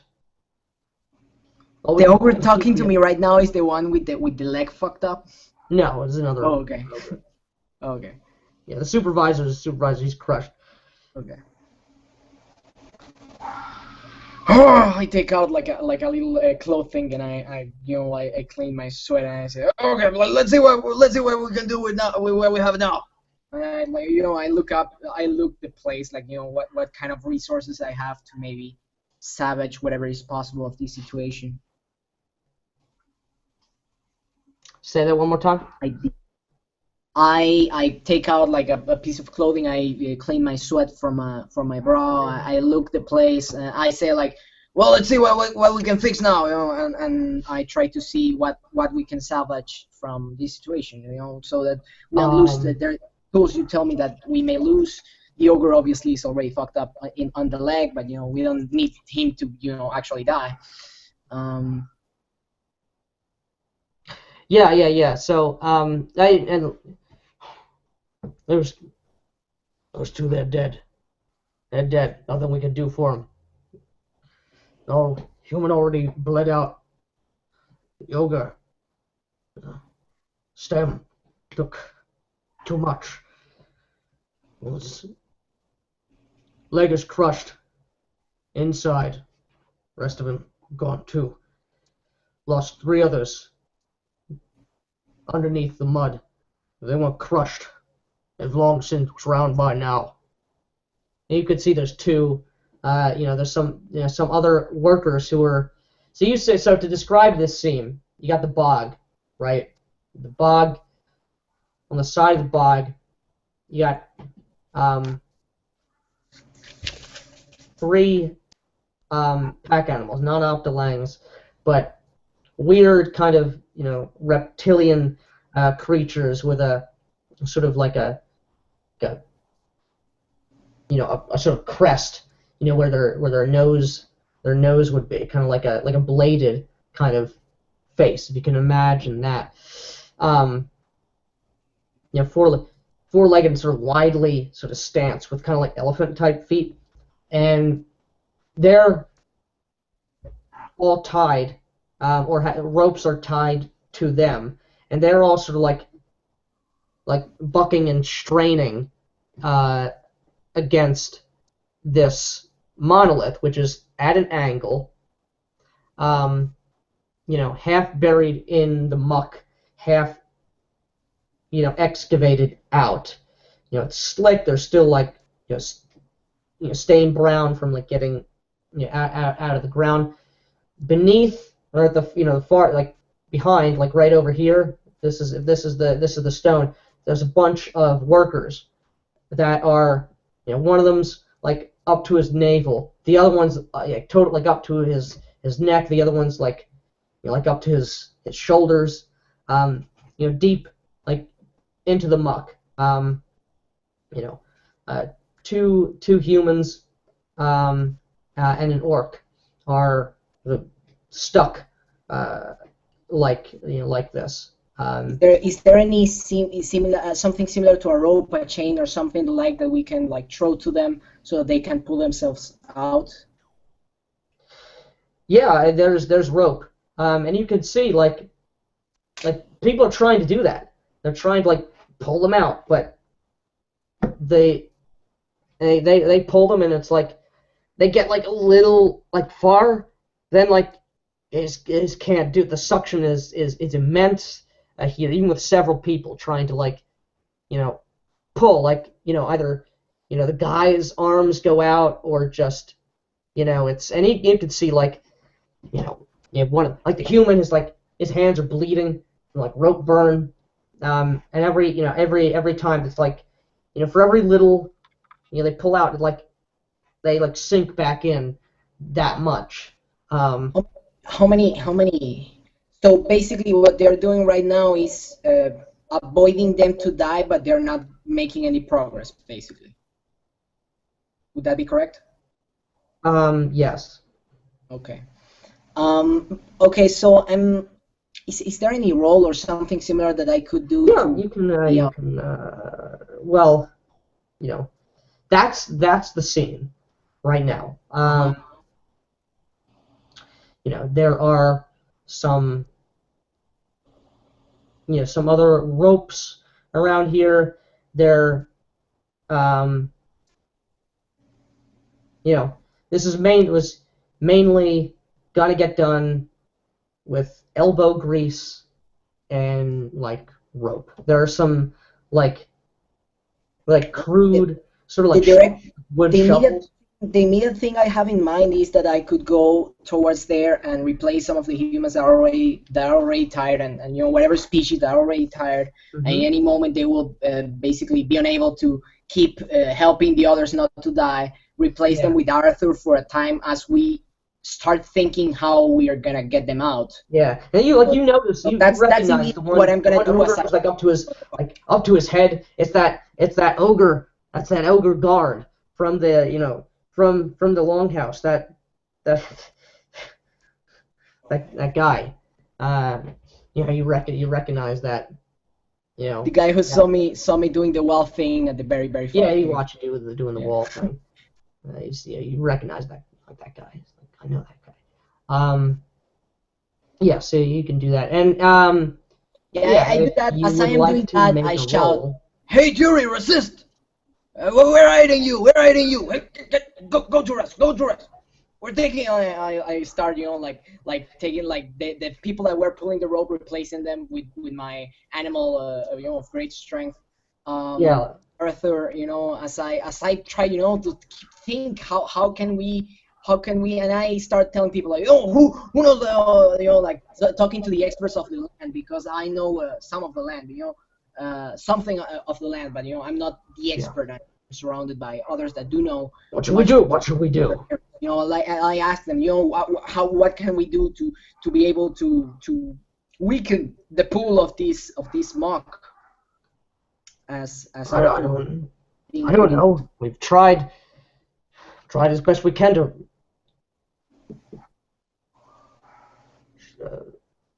rip them right up out. I can't imagine what we could do. The pull of the bog's too strong. Do they I don't have understand it. As soon as the stone fell right back in, it was like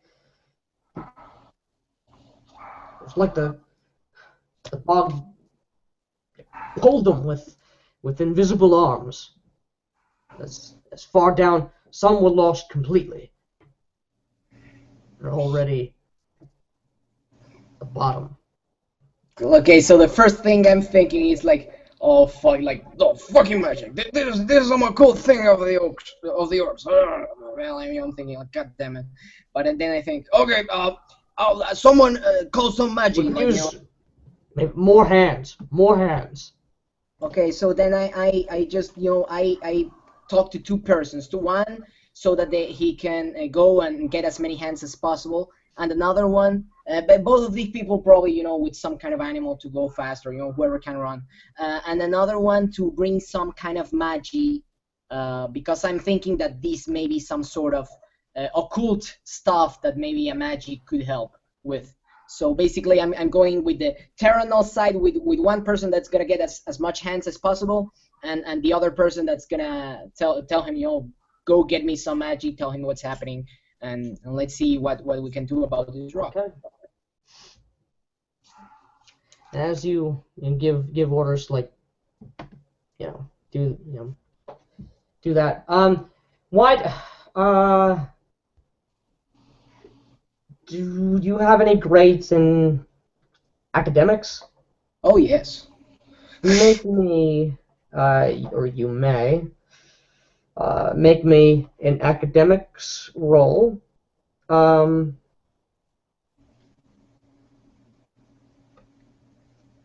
Sure. Could you help me with it?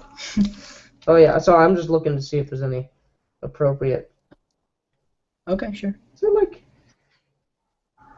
I don't think I have any forte though, so Okay. it's okay. Yeah, just history, which I'm sure it won't be. it will not apply. So yeah. So So 7 on the roll. 7 on the roll. That one must be re-rolled because I have luck of the draw. So Okay.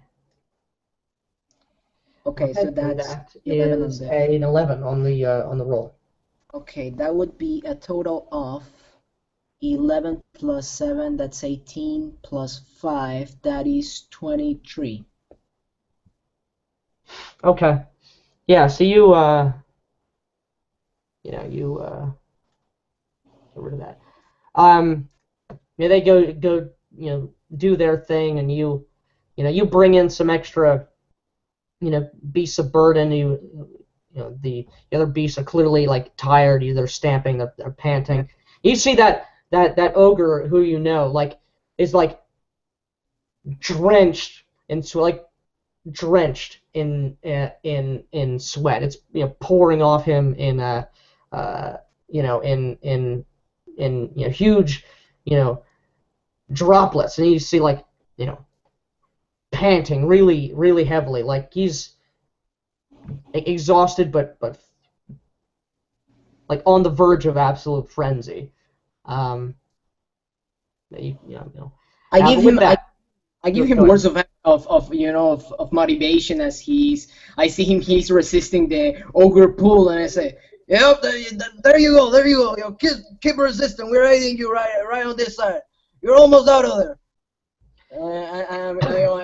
I keep like kind of reinforcing that stay calm, don't start like flapping everywhere because you will get eaten. Yeah. And with that, change the scene to outside the longhouse. There are many people gathered, with some broken, some restored, some not damaged at all. The Kimbys are hurling them against the air. You have some like figures of like hay and straw set up, and they wail into these things in ways in which they've been taught. Still, this is no soldiery by any means, but they're doing their thing. They're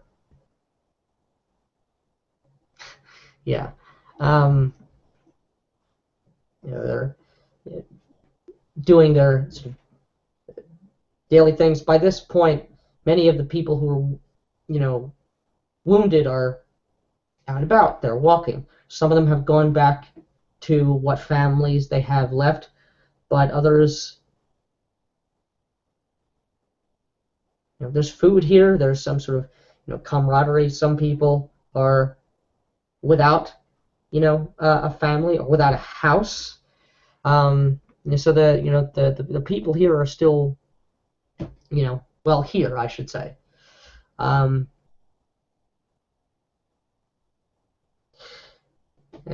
Nazvog, you're looking at all this of the well-oiled machine you have going here. And one of the ogres, one of Azad's, former people, come up to you. The one who got like a simple sort of like forge of furnace going outside on the other side of the longhouse. Well, you keep telling them to flail about that way. You hope to teach these people. Teach them how to defend themselves, defend this place. You know a bit of this. They know nothing. They are not taught this thing by the orcs. They do not tell them this is how you make sure your home is safe. So I teach them. He's talking in Pelganese. Yeah. By the way, so. Okay, yeah, that's fine. You know that.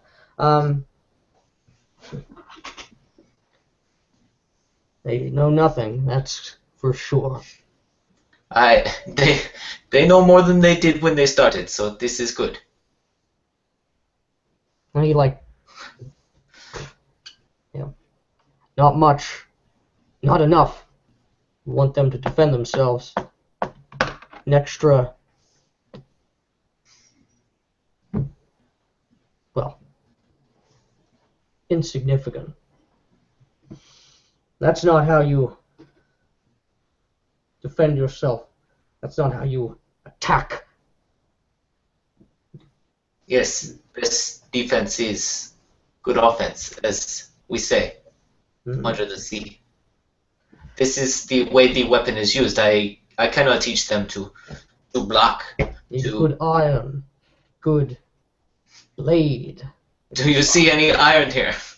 As I gesture around at the completely utilitarian, everything is broken down longhouse where there's barely there's just places to sleep and little places for people to store things, but otherwise it's just completely broken down. Everything's gone. Would they have had to give back their armaments? If you had any guards, had any ogres, would they have given their armaments back, Azad?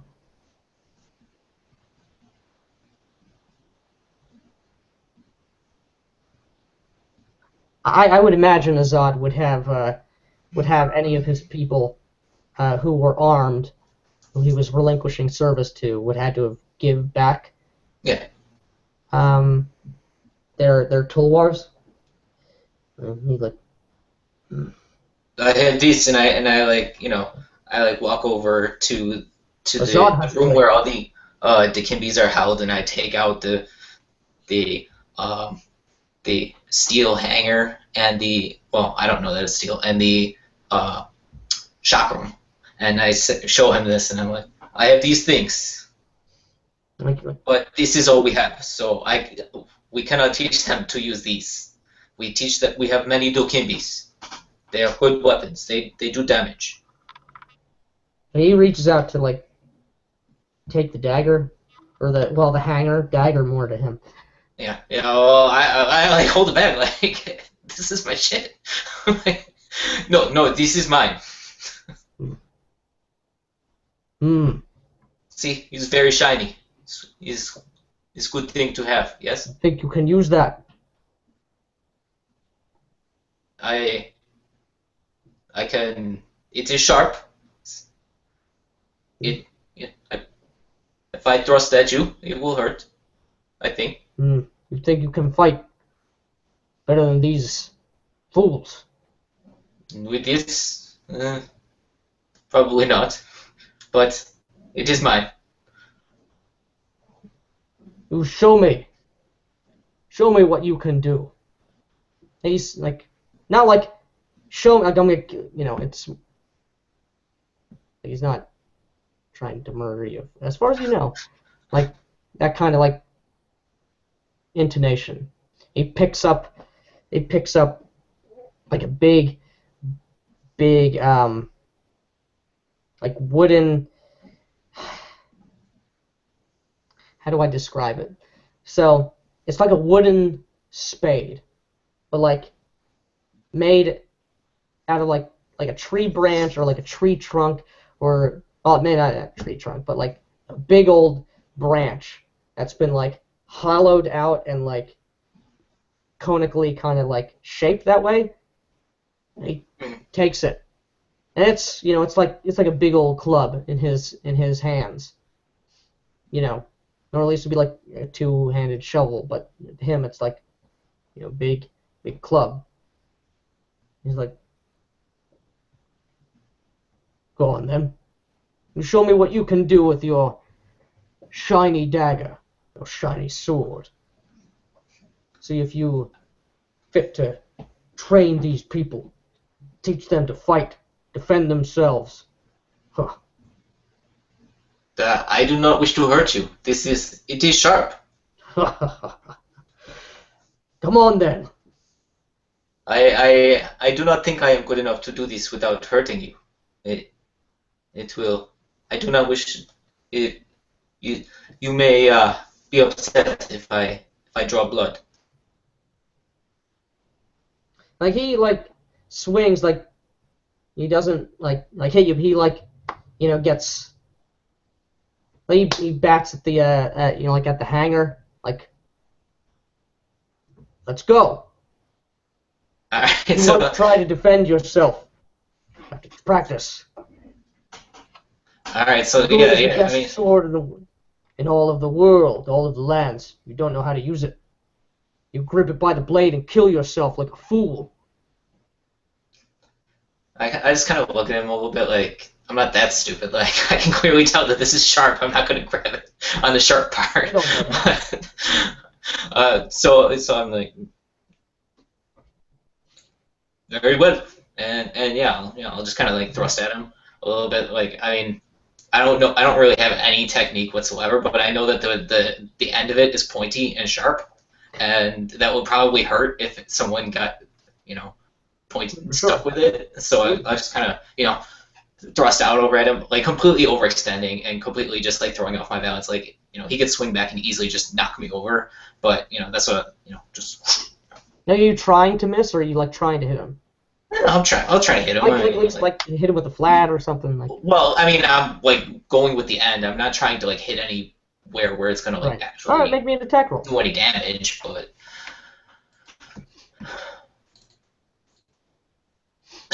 All right, so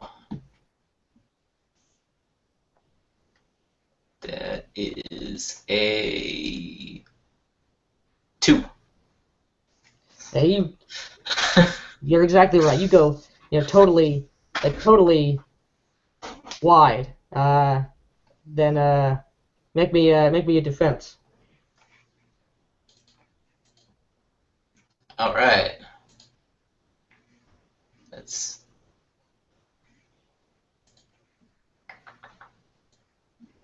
So that's more than 24. Okay, so yeah, so you go like totally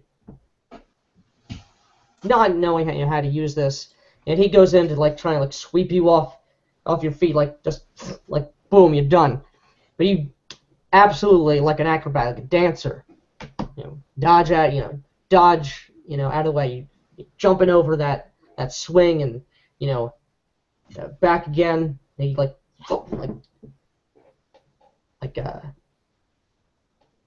what is that, polo, Yeah, one-handed golf swing. Yeah. Going up again.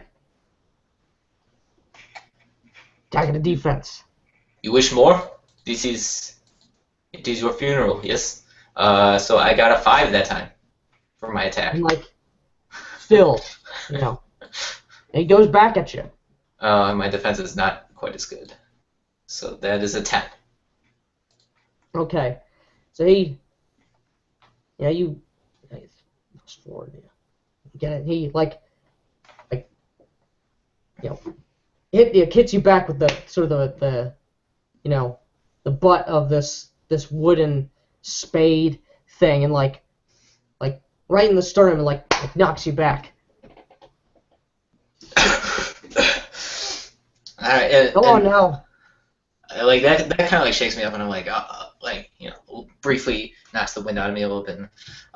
So I just like I step back a step, and then I take my net off of my waist, and I'm just gonna chuck it at him Go because for it. like he's pissing me off. Yeah, that's right. That's what you get.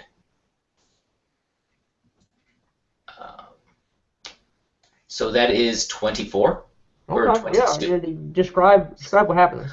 So yeah. So You got him, and you got him. So I swing it back, swing it forward. It expands open and just hits him. And it doesn't look like the sort of thing that should be able to knock over an ogre, but immediately, as soon as it hits him, it starts the stone weights on the net kind of like surround him to the extent that it's able and just pull straight to the ground. And as the ogre is like grabbing onto it, like he feels this strange sensation of deja vu, like he's like set out of time real quick, and like oh my god, this is happening again.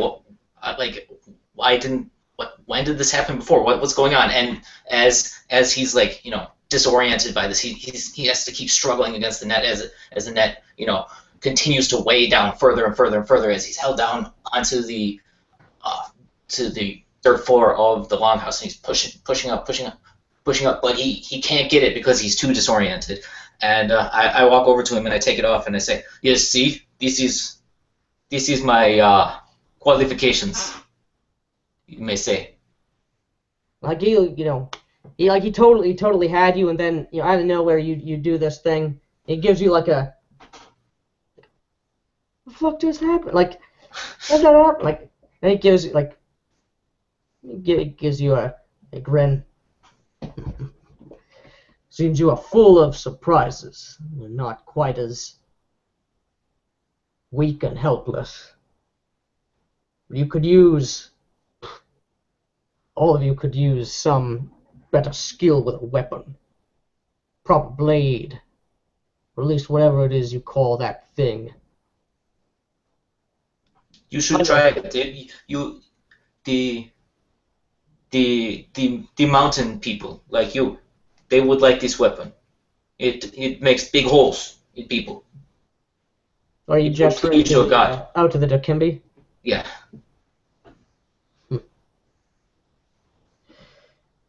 We'll see. But having that horde of people blindly hacking away at grass men will only kill themselves doing that. I'm amazed one of them hasn't accidentally hacked off the other person's arm yet. Left them bleeding to death in the sand. This is why we do it slow. We do it safe. Won't do anything. Battle is not safe. It is not slow. It's unpredictable. It is, as he gets the net off. Comes when you least expect it. When you're sleeping. Yes, but you do not learn in this context, correct? You do not learn this way. How else will you learn? You learn by practice. Practice is how you learn. This way, once you practice, you know how to move the thing, how to move out of the way. We have practiced. Now you learn. Practice until it is natural to you, so that you do not have to think when you are surprised. You just do. This is what we do. We do it slow, that they learn the movements, the techniques, that they will not panic when trouble arises. You are free to teach them. You know many things. You know more than me. You may teach them what you know. Whatever there is, that your knowledge is useful. But we do not do chaos with this training. No, we do not do surprises.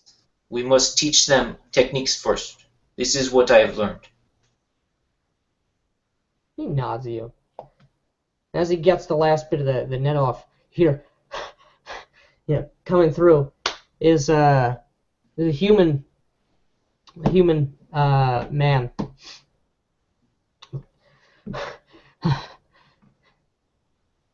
Asvog, that is your name, yes? Yes, this is. You, this is the Longhouse. You spoke of this. Yes. There's trouble not far. Radulov, some workers drowning in a bog. Many people dead already. We could use help. So this man is like Hold him clearly. Muck. He's not from the Longhouse, correct? What's that? He's not from the Longhouse, correct? He's not from the Longhouse. He's just he's like probably a hanging guy from. He lives, somewhere else. You don't know who he is. Like, Stem, he spoke. What is of his this issue? way, and you know that name. Yeah. What's that? What is his problem? We were excavating a stone, pulling it out of the bog. Not far. Not too far, anyway, from here. Big Why would you do this? boulder of a stone. Building something. Materials. Radulov has us removing stones from the bogs all around here for some structure up on the hill. And he's carving for the Magi here. But the rope, it snapped. And when it did, it sunk back, crushed some of the workers, sunk others deep beneath the muck. Others are almost to their head now, and it's all we can do to keep them from sinking entirely. We need more hands. Can you spare any? Is there anyone else here who can help? Yes, I will come. You, my friend, you come with me. This as I'm like turned to off the over. Yeah. More than two. Well, the rest I do not think we can spare too many. I will see if I can find some who will come, but most need to stay here. They would not be too useful for this thing. And so like I'll go over and I'll grab like some of the satyrs and like some of the stronger human women who look like they could actually help, and ones who know how to swim. And I'll run them up and say, hey, the people they need our help. They do foolish thing, try to take stones out of muck, and they fall in. So we go help them now. Come, and I'll follow him head All right. over. Let's go. Get to moving. All right, so yeah. So so assuming nothing happens, like we get there, and so is the monolith or whatever, like, is it projecting out still, or is it mostly sunken in? It looks to be a little less than 2/3 sunk into the ground at this point.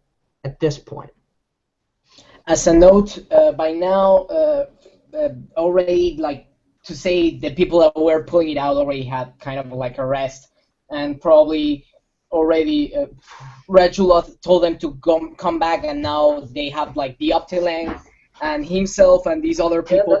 I leave the scene sort of to you guys to take away as you see. Sure. You get there, fine, you see the scene as I've described it already. Okay, Nick, I just have one question. Sure. What is the vegetation like around here? There aren't any trees around here. I'm not worried about trees. What else is around here? It's mainly there are grasses. There are some like low, like bushes almost, like not big bushes, but like low like shrubbery type material, some lichens, Okay. like moss and stuff like that mainly. Imagine it like like a Scottish moor. Okay. And a big old peat bog is Yeah, where yeah. this is like sunken into. Rajula, how many are in this thing? I give her the number that I probably already do have as I am pulling. I give her a number. I don't know Yeah. the number. That's fine. I start heading over and like looking at the consistency of the bog, like seeing how much of the suction is like really holding them in. This pulling, it is no good. Your people, they are too heavy. It is you may pull all you want, but the ground it hungers for them. And you think I don't know? You think I don't know that? Can you see the sweat on my rope? Yeah, I know they hunger. I just leave the rope. I'll let them die before I can think of anything else. You can think while you pull. I say as I am pulling. yeah. I look very desperate. Like you can definitely tell. I am very desperate right now. Yeah. I mean, obviously this is a bad situation. So she's she starts walking around. She's you there, all of you, you and the women, you come around here. We'll take this rope. You try to get this one out. You throw it into this one. You satyrs, you come with me. We'll take this rope. You throw it out to these ones. You will pull and try to get these ones out. Rajula, you and your men continue. You focus on these ones over here. This way, each of us can focus on one of them. Perhaps all our combined strength can pull each of them out, rather than just having one person try to pull each person out. The heaviness of your people, it is too great for just one person. I am like, well, you probably do see this. I'm not pulling alone. Well, yeah, I know. But like you only have so many people working who are able to start pulling people out. So if you have a bunch of people all pulling one person, you don't have to worry about the other people. You brought more people. I don't know if you brought rope. That probably would have been very good. And yeah, I mean we would just grab whatever's like lying around. We don't have any more.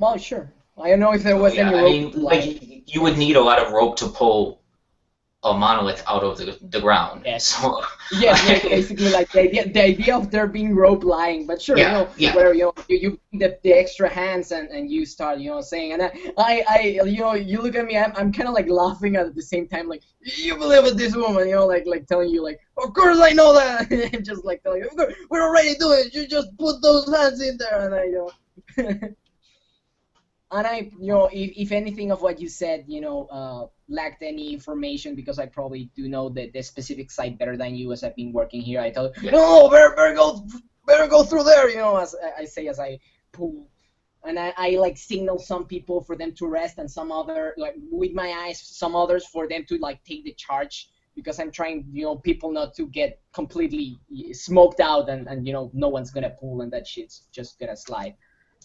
You must tie the rope around your waist. You are very heavy. It will give you more a way to hold it stronger, rather than just your hands. Your hands you could let go.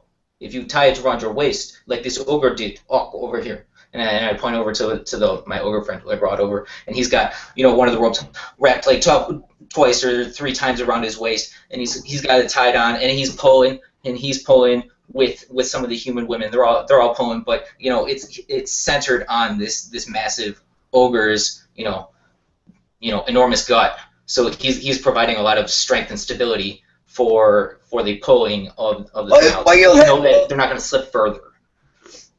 Yeah, that sounds like a good idea. Why don't you help me out? I say, as I had not thought about it. So I'll just run over and I will. You pull it back a little further. I cannot pull it. I do not have the strength. Yeah, basically, so, what I was asking, like he's like picking with his hand as he's like asking you to kind of wrap it as he's like. Yeah. Like, yeah, sure. And so as you pull it back out. What you're saying. So yeah, as you pull it back, I kind of like wrap it around your waist a few times, and then I tie it up in like what I don't know if you know anything about knot tying, but it would be a really solid, like dependable knot that's not going to split or slip. So yeah, I like tie it up. This is good. Now let us see if we can get these. They are stable now. I don't think we are making much progress in pulling though. Nick, can we like make a roll to see if like the pulling is more successful now? What we've done is split everyone into teams, and so like Rajulas guys are working on like 1 or 2 people. Some of the satyrs are working on another one of the people. The human women and the ogre are working on another person, and they're all like individually trying to pull out like one ogre or one pharaoh. Okay, so you're trying to use power teamwork to get some. The extra hands, we're better distributing them as we have extra hands, and we get the knowledge of Nazgog. I'm sure has very good athletics knowledge, so she's also. Yeah, I'm gonna. I'm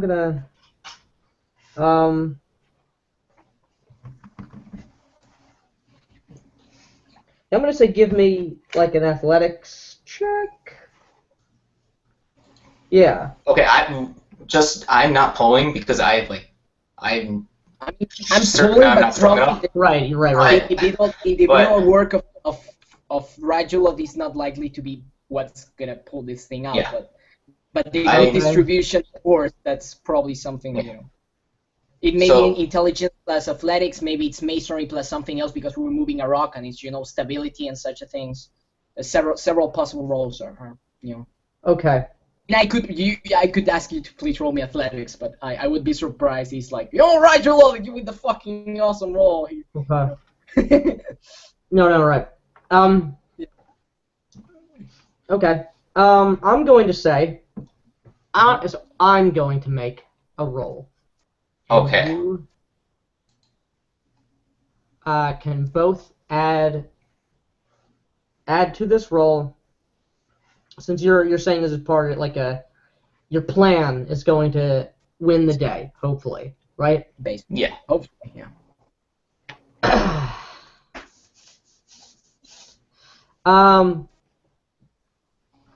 That doesn't make sense. Why am I telling you to do that? That's not a mechanic in this game. You guys should roll something.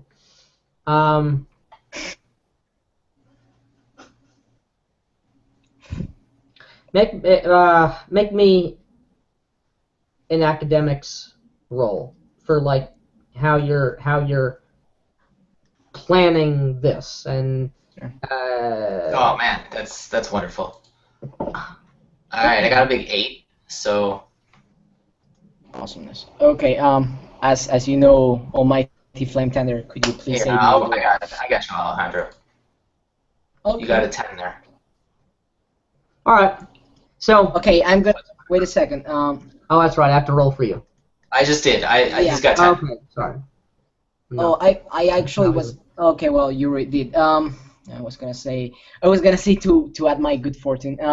Well, they add the better lucky than good. Roll again to see if I get a better roll than 10, and we'll use the best of the two. You did not roll better than 10. You got a 3. That I see. I used I used Kismet for the 1, so I re-rolled the 1. Okay, so you got 8.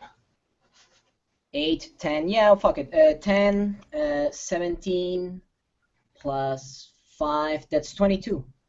22 on the academics. Okay. So with some finagling. The planning, situation is I'm gonna pull more or you. less like... No. I want some good old-fashioned elbow grease. Yeah.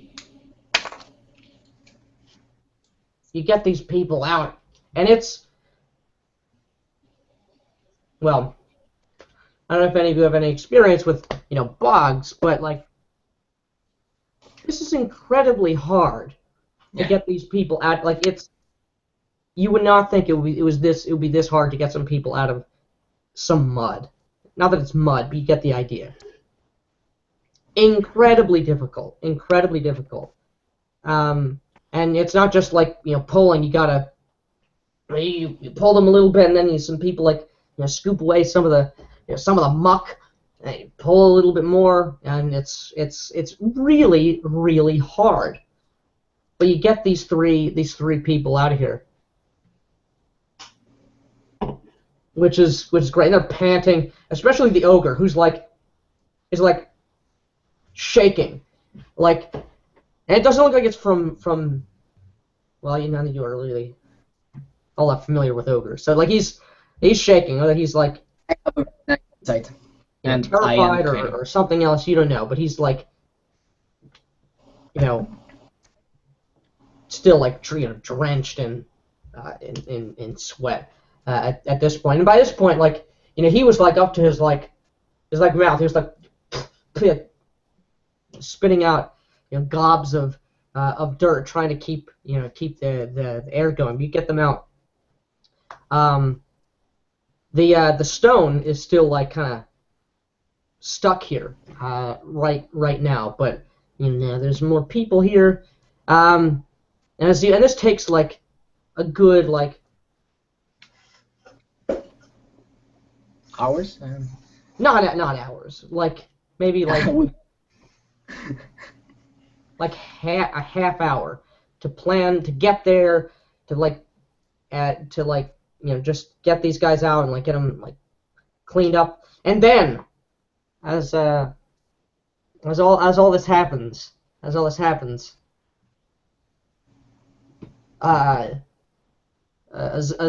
you and your entourage arrive.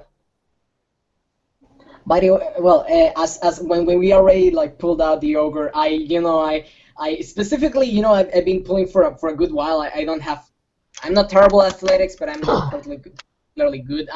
I fucking, I take my rest. I take someone else to take my side, and I fucking take out my clothes. I'm sweating all over. Roy, you fury ugly son of a bitch, come here! And I go, you stupid ogre. But I say that with the confidence that we already been working together and shit, and I just helped him, get the fuck out. And I was extremely worried about him. And I go, kind of all sweaty, stupid ogre. I go to hug him. The trembling mess. So, of course, the cavalry comes in later than perhaps what you would all be expecting. But it comes in, you don't even see Azad. You just see 3 wagons drawn by Optilangs, and people start pouring out and doing what they can. And then, as people are coming out, you'll see myself stepping on out. I look at the ground, kind of these are nice sandals. All right, and then I step in.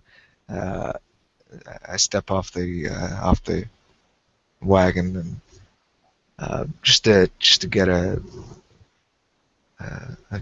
view at the scene here, as people are just sort of moving around me, and I make eye contact with you, Nazvog, as you most certainly stick out amongst the normal type here. But I look at you and I give you a look like you're welcome, we're here, I'm here, you're welcome, kind of thing. It's this sort of very confident sort of look,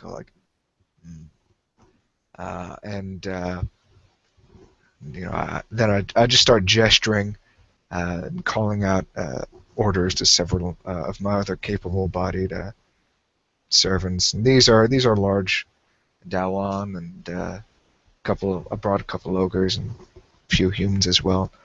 There's this one Dawan that he kind of approaches me, and I lean over, and this Dawan has several packs over his shoulder, and he's got a bit more of a hunch, and he looks perhaps a bit older than Azad, or there's a noticeable age to him, but he speaks to me.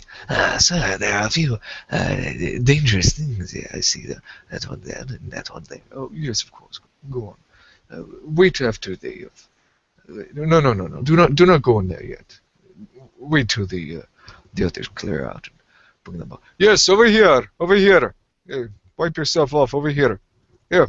And I start gesturing. There's some cloth is brought out, some bandages, and others just sort of goods start pouring out hand in hand, a well-oiled machine as these servants work what they can to those people that are like exhausted and haven't trying just it goes to the people. And then I look at you, Nazvog, and I dismiss the Dallin that was speaking to me, and I make my way over to you, Nazvog. Yes. What happened? And I'm like covered in like the muck of the bog from trying to dig out some of the mud in the peat from underneath the people as we're pulling them out. So like the whole front to me is grimy as hell. And I immediately switch to Niffin, and I say the human. And it still comes out as like barely a whisper, just because it's just such a foreign tongue to my siren vocal cords. The humans, he say they dig this out for the Magi. The Magi wish them to dig rocks out of the bog. This is no good can come of this. I smile and I nod, and I say again, like in Pelganese, I understand. Is there anyone hurt here? This ogre over here, he is the rock You, fell on over him. there. And I switch back to Pelganese. And the others seem to be more shaken up and distressed than anything else. The ground seeks to consume the pharaoh. It is strange. But how did you come upon this? How did you hear of this? the human man, he come and he Point he him out. asked. Where is he? I point over in the general direction over Julas crew, who's all working to console the ogre who's hyperventilating over there. It is this one. He is Hain. I see.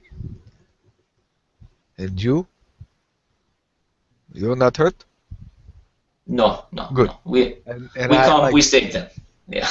Like it's one of those things. Like good. As soon as you give a recognition, then I turn and I make my way, almost like a little assholey dismissive, but I make my way over to where you pointed out this man. Excuse me. Yes, you. The human? Yeah, I'll make my way over there and Yes. You responsible for this dig? No. That's Rajuloth, the Pharaoh. And I turn and I look at you and we meet again. Now my friend. I do look very peasantish, all covered like Nasvog, covered in dirt and shit. Yeah. And and my usually well, trimmed hair, it's all messy.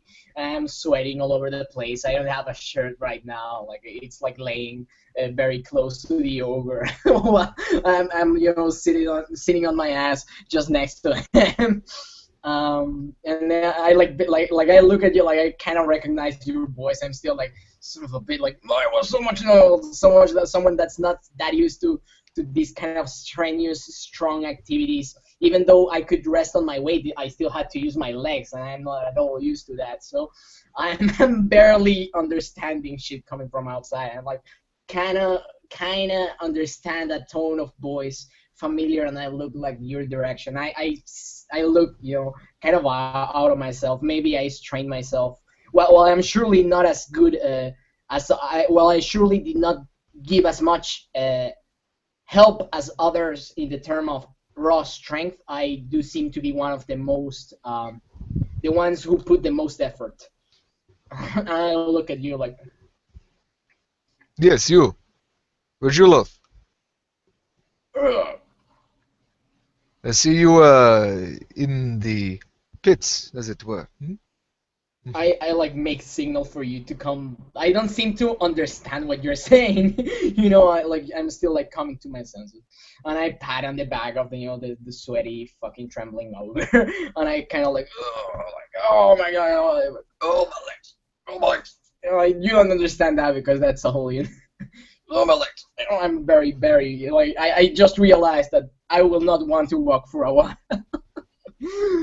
and and I look at you as you may approach so that I may understand you better. You know, I'm just speaking to you in Pauganese. Yes.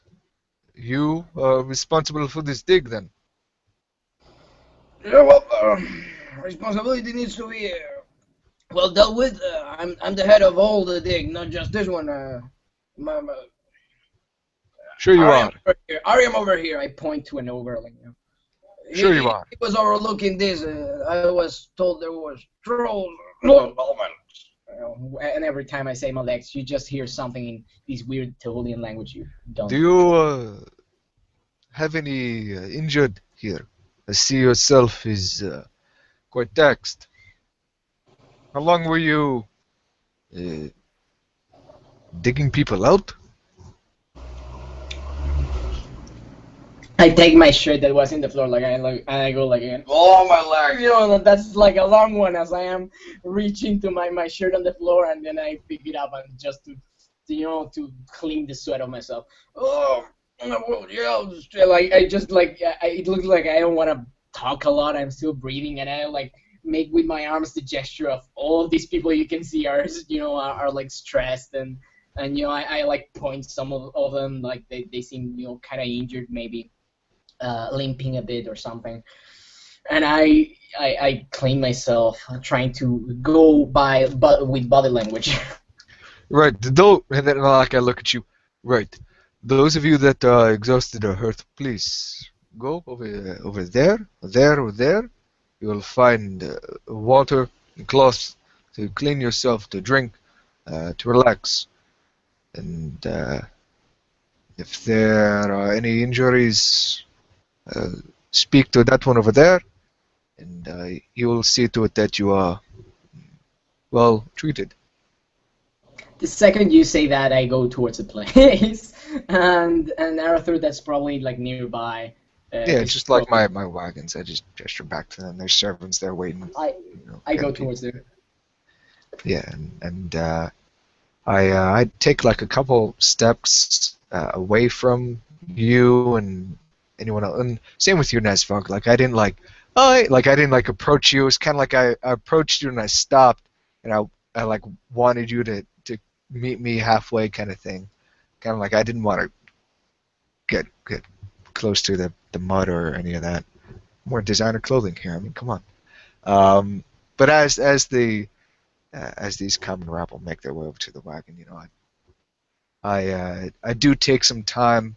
And the servants are treating the others. I make my way over to you, Nesvog, and I see if what Nesvog is doing. If she is immediately helping anyone or is otherwise preoccupied in that manner, then I won't approach her. I'll do something else. But you tell me. Zach. Right now she is. While you and Ridgewell are talking, she's actually going to stomp over and start discussing why the hell Awa decided to go over there and get you. Right. Awa, what is this? Why are you here?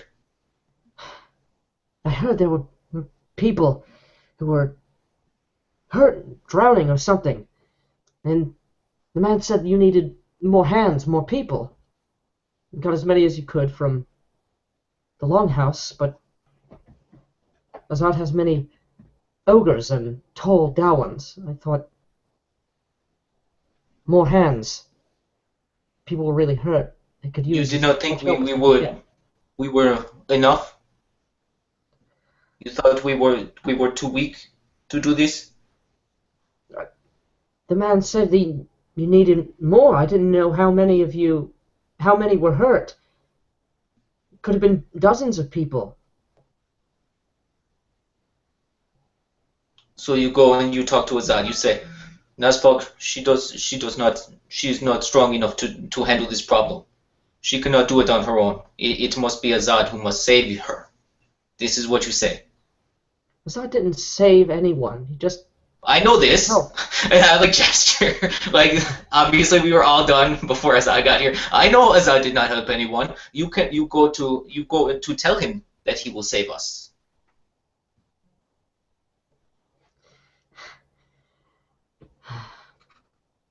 She like. It looks defeated for a second. Like that wasn't my intention. You know it. And so like she gets like a cloth and starts like wiping like your face. Yeah, and so like I get my voice a little Not low. gonna save no one today. And I speak to her in Patashtan.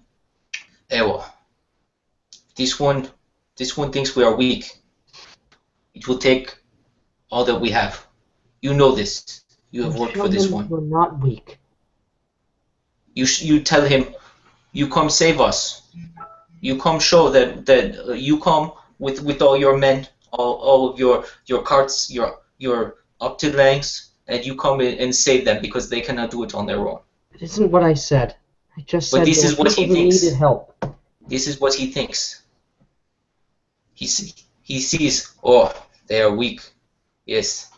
When I want to, when I feel the need, I will snatch up what they have. I will take it. We must look strong. We cannot seem vulnerable. You know what happens when you look weak.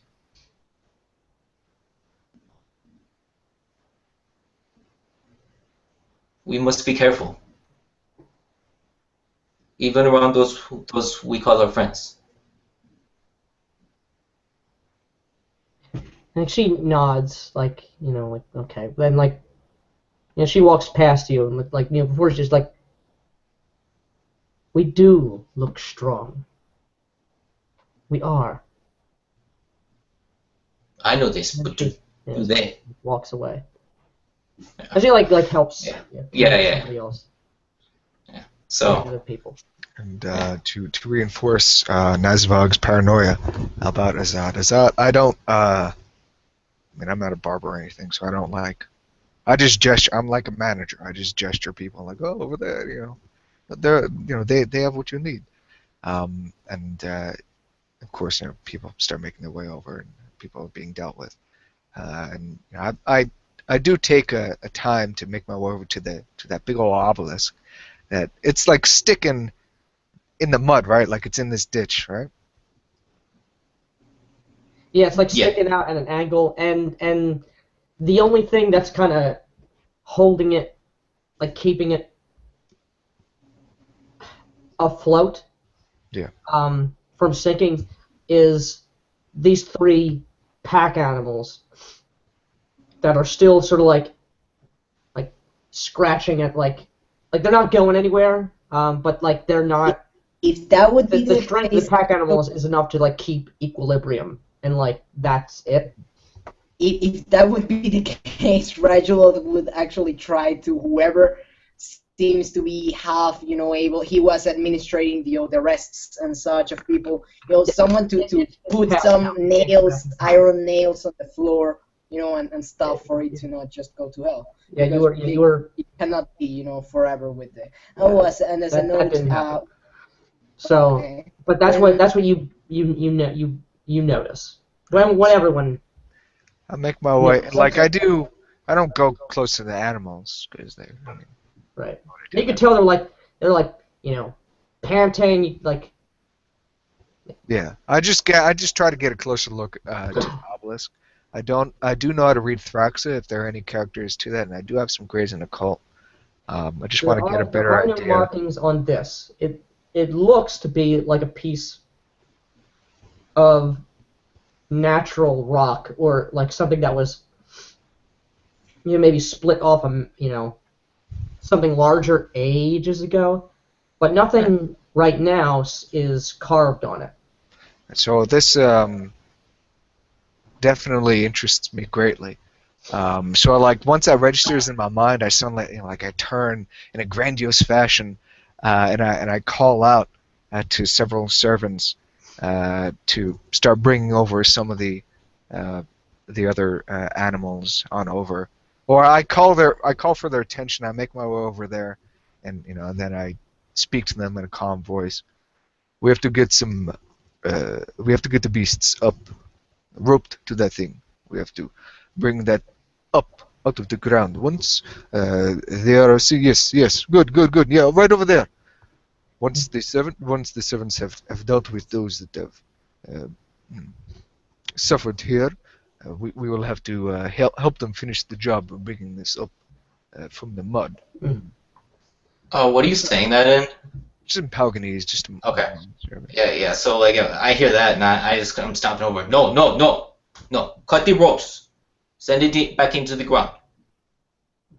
This thing must go away. Hey! Look at what it has done already. You want more to suffer this fate? No. It is just a big stone. What you talking about Yes. here? So why get a big stone from elsewhere? Do not take a big stone from the middle of a bog. This is foolish. Just because an orc say, "Oh yes, there's a big stone over there. You must take it out." No, take a big stone from somewhere else. I like bring my hand up like and I look at my servant like, excuse me, Nesvag, if you would follow me for a few moments here. I'm looking like I went in like kind of the conversation when I heard the Nasbok saying the thing about putting it back on the place. And as a note, like on the time that you were speaking and everything with the other thing, I actually went towards the refreshments area, and I gave what I could to the ogre that was still like transpirating on the ground. Like I went, okay, took some for the ogre, like okay, I gave to the ogre. Then I went, took some for my mount, for Arthur, and then I went, it's like, well, we already gave it to you. No, that was for him, that was for the other. And eventually, I got maybe my base, maybe I didn't get one because I asked 2 times before.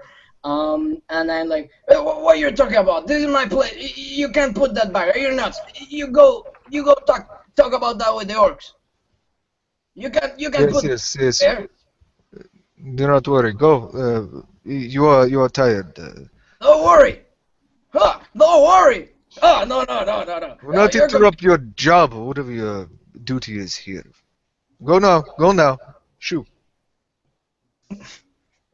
You say I'm like horrified. You would speak to me in such a fashion. I look still horrified. I look to Nasbog, and then my look comes to be a bit of accusatory of just like what the fuck are you talking about? I'm not saying it. I'm just like looking at her. Yeah, and I am still I catch that, but as far as I'm concerned, you've just been dismissed. So I'm like, well, Azad's telling me he doesn't want to do this, and I'm pissed off at him for this. You're like the craftsman who's doing this, but he's clearly just shown that he's like the boss. So clearly I got to talk to this guy because he just told you, oh yeah, just go. So And I'm staying there. I did not move after that at all. And if you make any body language to give me your backs, I'm definitely gonna go to your sides. Then, it's one of those things where I look at you, Nasvog, and I gesture, and I gesture and I begin just moving a bit towards the stone, towards the animals, away from this sort of common rabble. Then I notice this dirty shirtless Ferrum is following us, and I look over my shoulder and I see him, and I'm taken aback, oh, someone denied my request. Like, oh, I've never And had I someone look, say no to me I look before. dirty as ever and fucking angry at you, still fucking offended that you fucking shoot me in my place of, where I give the orders. And And just I look back at you, Nazvog. A moment.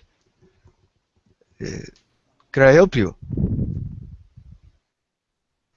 I say to you, Reginald, as I turn I'm back around. looking at you I'm looking at you accusatory. I'm not responding. Like you see this little dirty Ferrum, with the arms crossed across the barrel chest, and just looking at you still what the that look of what the We're fuck not going did to you say take your me? stone. If that is what you are angry about, my friend.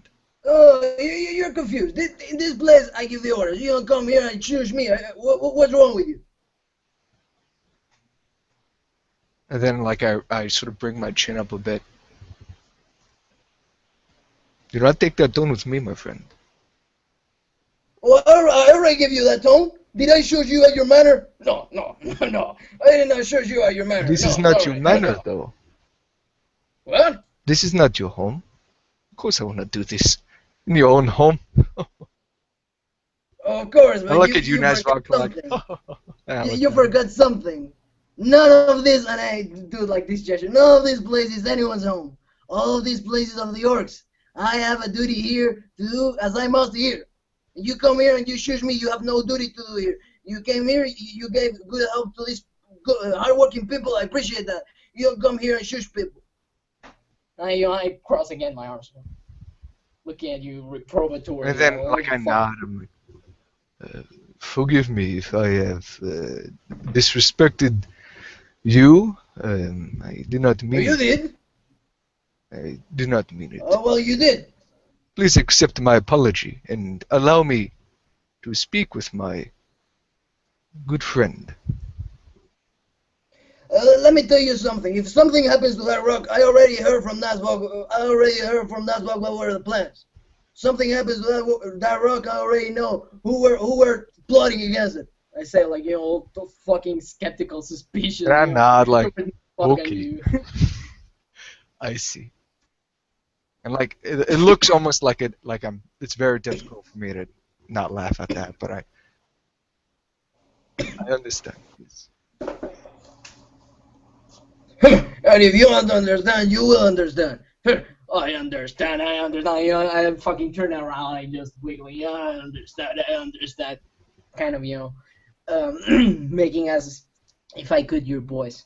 And there's and I give you space. As I was nodding to you, my head slowly rises up, and it's just a neutral sort of face, watching you leave. Then I turn to you, Nazvog.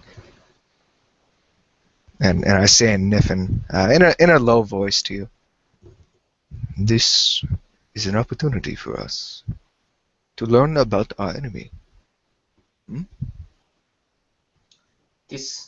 How many has this killed? Just taking it out. How many has it wounded? Yes, we take it out and then we carve it. We do more. Carve it? No. This is what they say. This is what all they talk about. What? They carve this stone for the orcs.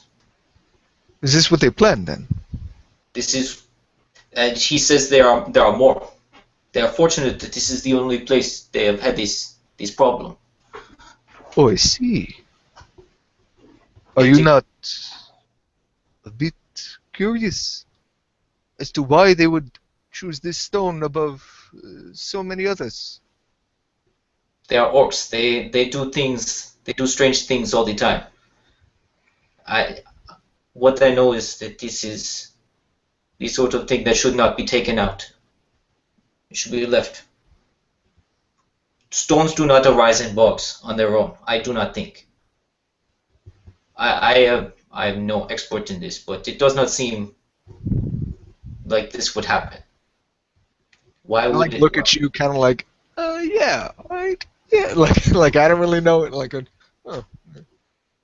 sort of nodding. Yeah, but if they think if this thing is there, it must be there for some sort of reason for these magi.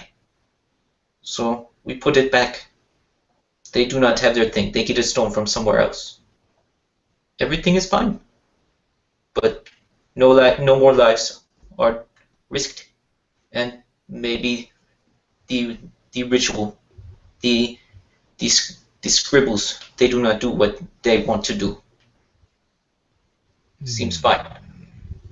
My friend, we cannot simply deny the people here, these orcs. There are many. They control these lands. You know this. If they want this stone to be dug up, they will make it happen. By reason or by force. You seem to forget that there are magi amongst them. Yes, why do not the magi use their power to take the stone out? No, we must sacrifice the people of this place. No orcs, you see. You see no orcs here taking this stone out. Perhaps they are trying to get Are the there other no ones. orcs? I thought there were workers of orcs. Okay. Well, yeah, if there are, I am Just like exaggerating. selectively, There's no. selectively not noticing them. So, like, But I am sure that there, as you say, if there are other sites like this, perhaps they have other crews here. You know, the owner of these lands is an orc, a countess. She owns these lands. If whatever she deems, I'm sure she will have many who would simply do. At this now, in this moment, we have the opportunity to learn what we can. If we cannot learn anything, then it is fine. But if we can learn something, and I like get a little bit close to you, if we can learn something from this stone, more of their arts, how they think, how their strange ways, their magic works, isn't that worth it? When the time comes, to know before it comes. the eagle Better never prepare lost so ourselves. much time as when he learned of the crow. The eagle flies. He takes what he will. He spends his time learning what the crow pecks away at the eyes of the dead. Does this make the eagle strong? Does this make the eagle wise? No. He reduces himself. Should we do this? Should we spend our time looking at the scribblings of these magi? Waste our time trying to think like them when we know they are in the wrong? Listen, I understand that you're a very strong individual. And perhaps you do not see this as a large opportunity as I do. But, that being said, you do not need to study it. I can study it. And I know how to read their tongue. And I will be able to decipher what I can. And if I find anything of use for you, I will most certainly let you know. You do not need to waste your time. I will waste my time. I do not wish to have to come and save these people again. Come and dig them out of the bog once more. You do not see them coming to save them. You do not see Coralla come down here and help those who work for him. It is us. Yet we must let them do this thing. If you wish to learn from it, this is fine, but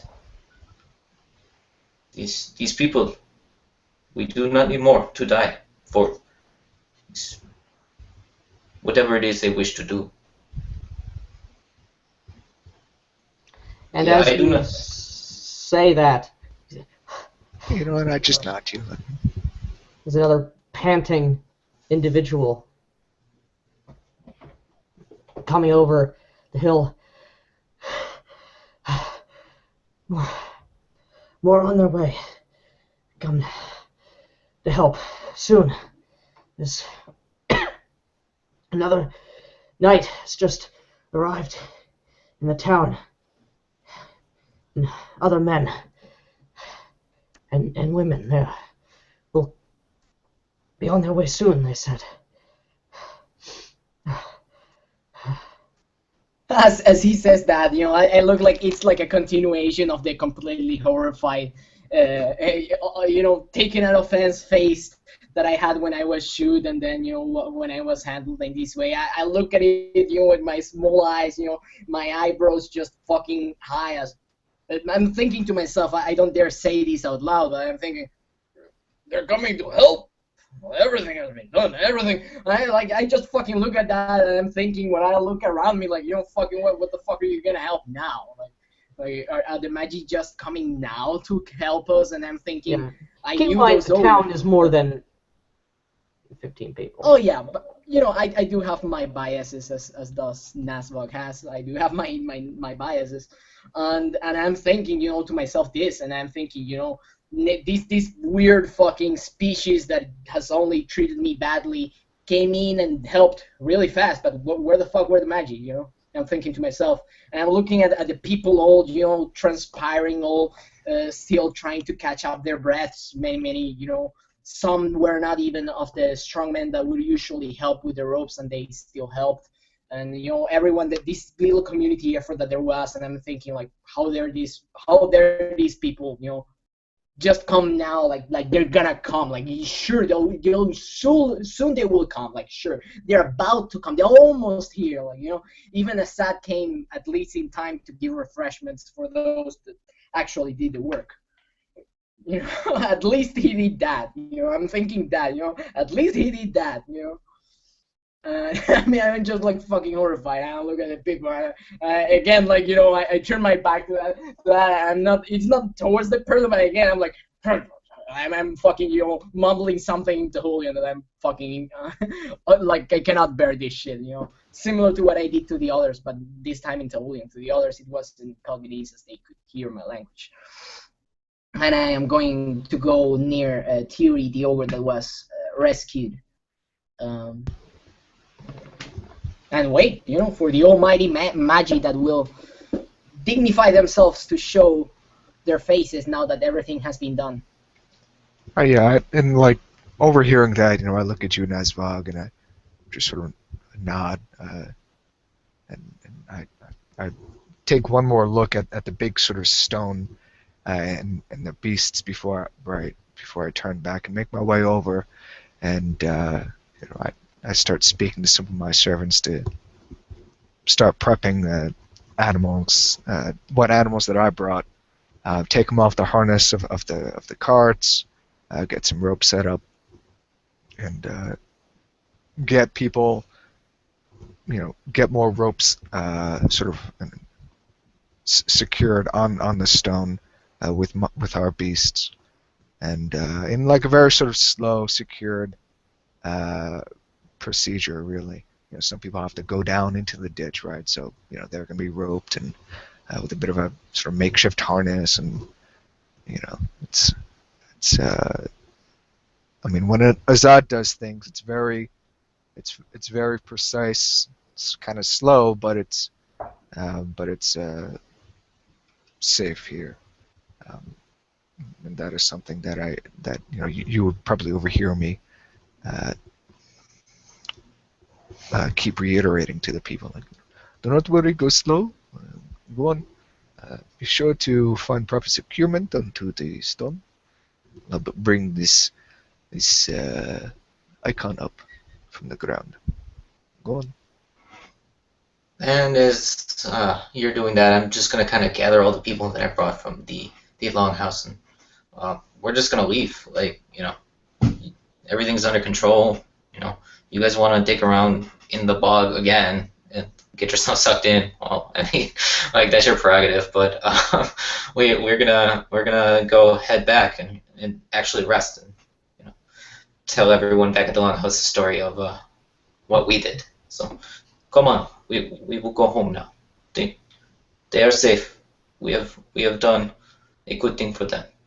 Come, man, we'll start heading back. And the people start heading back, including the one like ogre who is like, Stem, who's part of lives at the Longhouse now. You and Azad. The ogre that is going with Nespog? Yeah, the one who's like goes stuck up to his mouth in the muck. He's had a day. Yeah. Okay. So I'm gonna very affectionately, so to say, like in a friendship sort of way. We probably already met each other, for a good time and all, as he was working with me and all, like telling me, like you take care of yourself. Make that siren take care of yourself. Yeah, you go do that. Very like. And pat him on the back of his knee, basically, because I'm fucking short. As I see him go, and I'm keeping to myself a lot of thoughts, but I say goodbye to him in a very warm way. As the rest of you are standing around, Azad, your people attending to the tired and wounded and all this, you see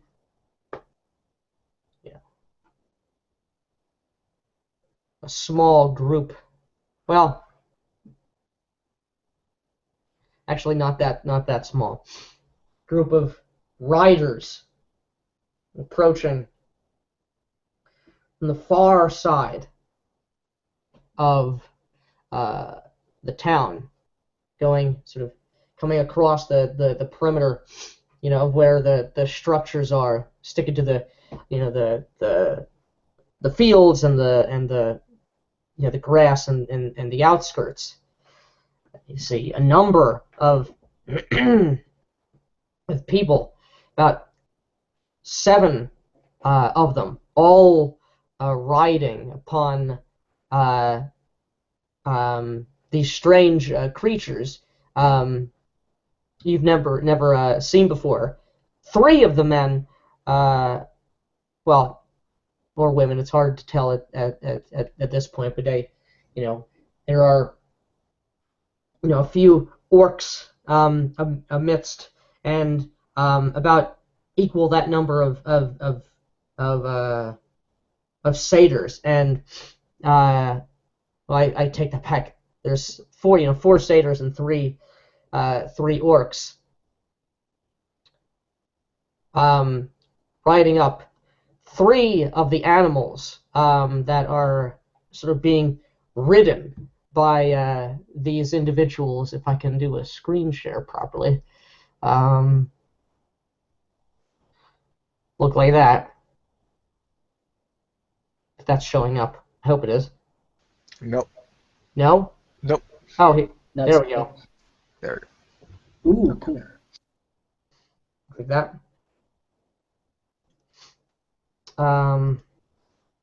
They ride up, at the full brisk pace, up on this group, and they all dismount, and all of them have like sashes about their person, and one of them is a big, satyr, taller than. Yes, you see this group. You sort of pass each other, not like on the side of the road, but like you see that they're going this way, you're going that way. So you see this happening too.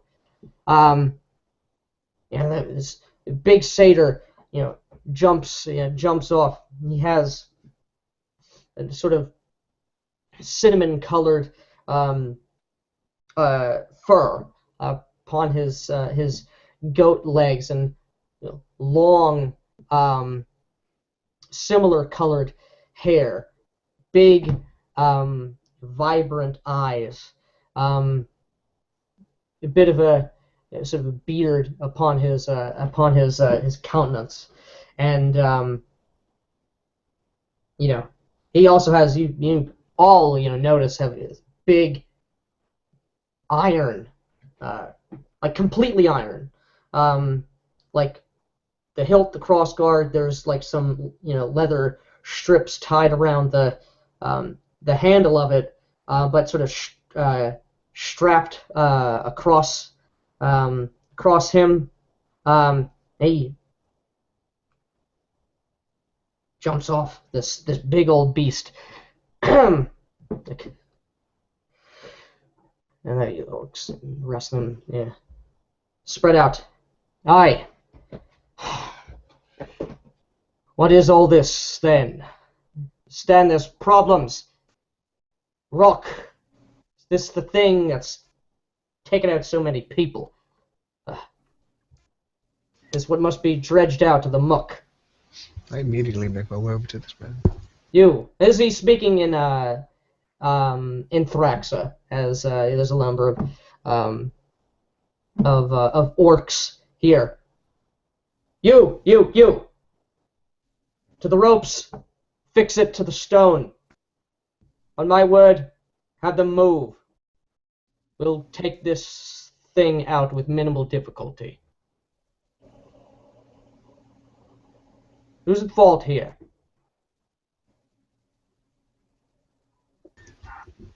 And I don't understand what he's saying, but that's when I approach him in Pocahontas. Greetings, my friend. I am happy to see that you have come here to aid us in this effort. I am Azad of House Rava, but I am sure you have heard of me. And I nod at him, kind of half bowing. You are Nali's husband. Ah, yes, you have met my wonderful wife. You must be the Oak Knight Vonosta. Vonosta, Knight of the West. He gives sort of like a flourishing kind of bow, and with that sort of like business kind of demeanor, kind of like falls like a bit, and there's some like theatricity to him. Yes, your wife has made great an impression upon me. Told me much of both of your deeds here in Burgakash. Thank you. Pleased to see you helping the people here. Very good. Your words bring me such warmth to my heart. I only try to do what I can for these people. Now then, I understand these are one of the standing stones. Yes. Yes. You need It is, this. I turn to look at it. Stone of some import to the orcs of this land. Yes. Not just them, but all in this kingdom. You'll need it for the council to come. But I see the pull of the earth here. It's a bit stronger than anticipated. No matter. We'll have this out in short order. Are there any others stuck in the mire? No, that has been dealt with. And like one of the humans. So like, we lost 3. They're still under there, long dead now. Any mercy, they died immediately. Didn't suffer to drown in that muck.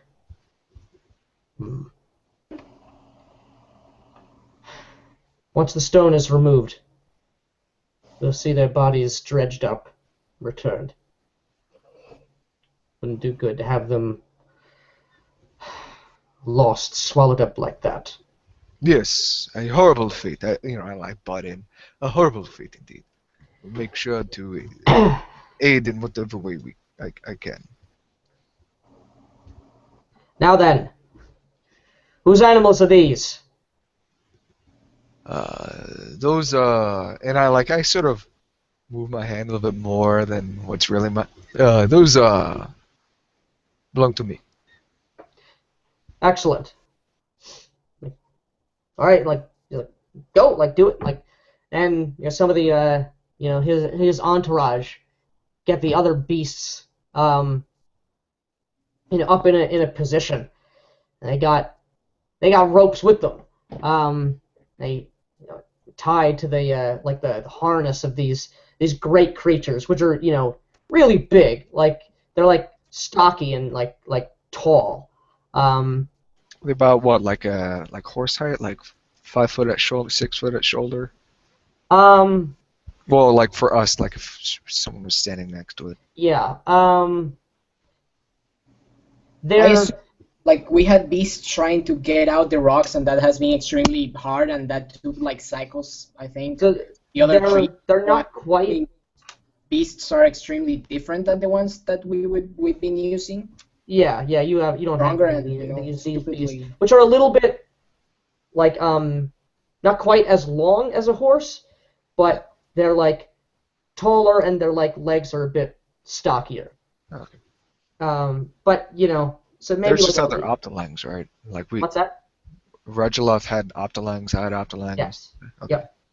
Yep, that's right. So seeing the beast, after Oak Knight Wanusta is done sort of saying his last command, I lean over to him. Those are some mighty beasts. What are they called? You should acquire some if you can. You call them Kithu. I understand you're from Milika. Yes. Do not believe they have such wonderful creatures. A shame.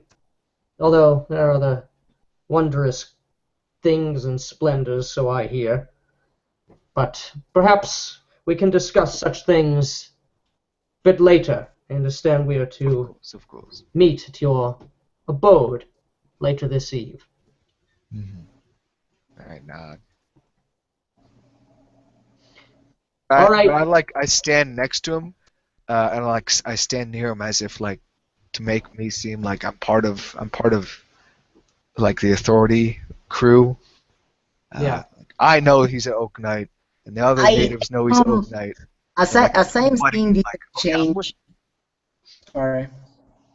When I basically I've been very attentively hearing everything, all of this. And when I notice Assad trying to do this thing, I wobble my way there and I say, hello, I'm Rajulov Logartho. I'm the one who has been tasked to take these boulders out of place. I was the one who asked, and I regard with my body language to the person that went running towards them and say the name. What happened here? What did he say? What happened here? Well, basically, when I tell him more or less what the ogre head of this specific part told me that happened, and I end that saying at first I got the message of the person that went and said this happened, that the rocks went down, but I did, of course, by all this time ask what would specifically who loosed the rope, what specifically happened, assigning responsibilities and etc. And I end up that saying we haven't yet properly assigned responsibilities with the failure. We've been making sure everyone's okay. That has been our priority. And after that, we'll see who is to blame for what. I say, let looking this at place. Be a reminder for us all that better to become over-prepared than under. Now then, and he give the signal, and the beasts they start to move. These the creatures let out a sort of a groaning, kind of like a call that they do, and they slowly, they're big feet, and they have like, they have claws. These things, even though they look kind of like pack animalish, there's like a, it's hard to tell if this thing's like a predator or like a prey animal. They've got like big old teeth, but they're kind of, weirdly kind of built, but they do have frontward facing eyes, and they do have claws, which sort of like dig into the ground here, and they, slowly at first, and then with, they takes, like a couple seconds, or for a second, like, oh, it's gonna be enough, and then like, that suction is broken, and it is pulled out of this deep peat. And I would like both of you to roll me perception checks. Please help me with that. No. Yeah, that's fine. Yeah, please. I'm way too busy to looking It's good. 16 on the roll. Naturally. So I don't. Okay, so you're... I got a 6. Too busy, sort of, physically, through body language, just aligning myself, with this man. Just being like, oh yeah, I'm part of. And yeah, I'm with, like, do you should know listen that to me there's- because I'm with this kind of thing. Like, I'm not paying now you're close to him. Like, you actually note Azad. Not that this wasn't like part of your perception, but like you because you would. Like, this guy has like some like garmentry to him, some finery. It's not quite like you are, but he's got like a couple like rings on that are of two of them are of silver. One, strangely enough, seems to be of iron, but has like a kind of like ruby in it. It's not like a big old thing, but just something. You notice he has a torque upon his neck, which has some sort of carving, like molding upon it. What was your total, Radulov? I just got a +5 to whatever you rolled. 21. Okay. Okay. Oh, nice. So it's just for a second. For the split second between when the bottom of the stone is removed and when the muck fills the void. If you follow me. Mm-hmm. Yeah. Can't tell what it is, but you see like a good like 20 feet or more down into this thing. For a split second before waves come crashing back in. The bottom of this bog is like like it's worked. Like there's like it's an artificial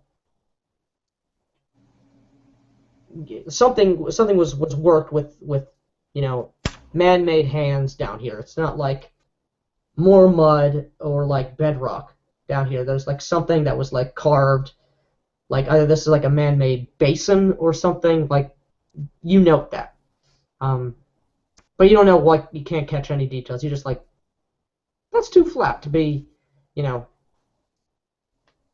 just the ground here. You just notice that.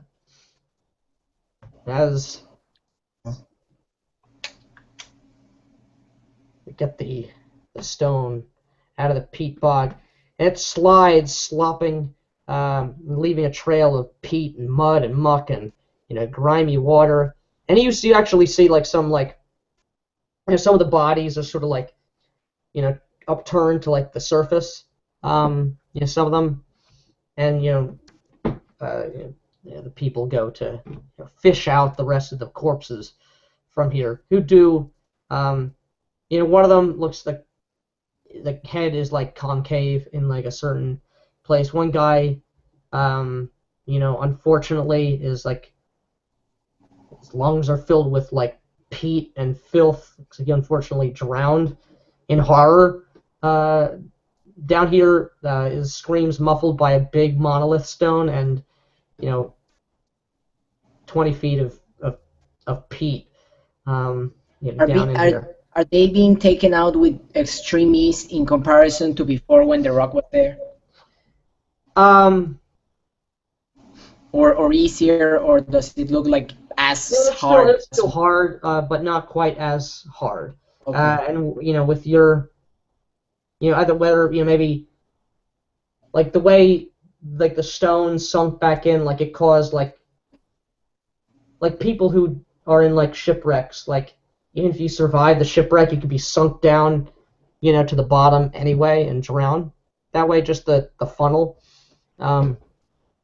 Maybe something like that happened. But with that, scene shifts at last back to the darkness of the forest.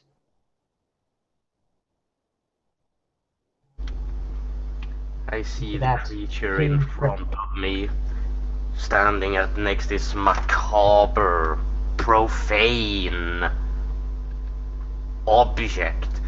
It is obvious that it has defiled my bodily remnants. That much was struck off me, ripped off me, but I do not let that anger bubble forth. If it attempts to cast a spell or miracle or whatever foulness upon me, I will just simply loose the arrow upon it, as I have it pointed there. But it is speaking, and it might give me more information. So I do not shoot yet, but at the first inkling of combat or ritual casting, I will engage it. And I drop from my slightly hovering position, and even though it's just a 10-inch drop, it still sounds. It's still somewhat of a thump, because I do weigh quite a lot.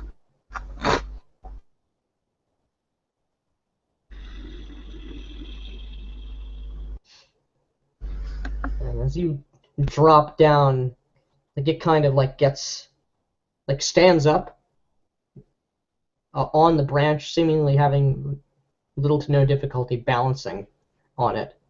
And now you can see, like in one arm, it holds a bow, and at its side, this macabre mockery of your flesh. It stands there for a moment, like, just examining, watching you, watching it.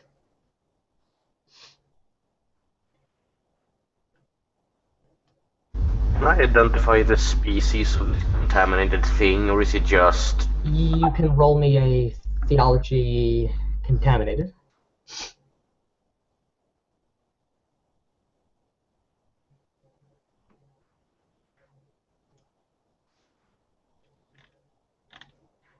That is a 22.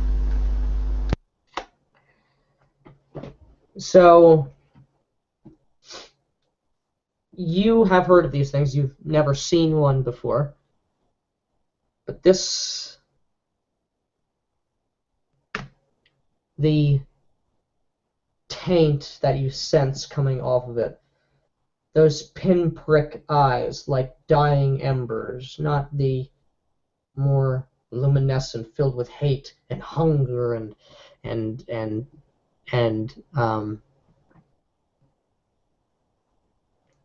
fire, full-on flame of the eyes of the Nocnista. The fact that it is not, while it is hideous, it is not quite so hideous to behold, and the serrated ears tell tale, and the rubbery melted shadow flesh is not what clings to this thing's gaunt bones, but something else. Something, a child of sorts, a lesser chosen of these grandmothers, Knock White, another contaminated of foul, make, and perhaps even a fouler temperament. For like loyal and loving grandchildren, do they serve the whims of those creatures so hated.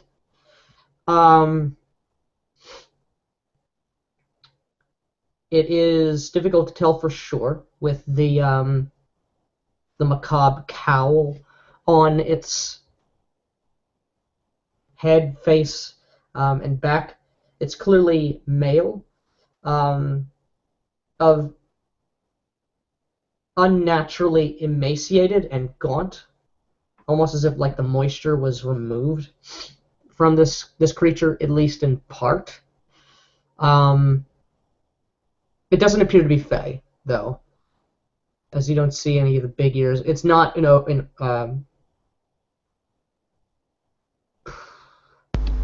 It's not tall enough for ogre, not hunchbacked enough for orc, not tiny enough for Farum. I just go through my mental checklist for what it could have been before it was so horribly wronged and turned and mocked. I guess now that I'm thinking about it, because with those things,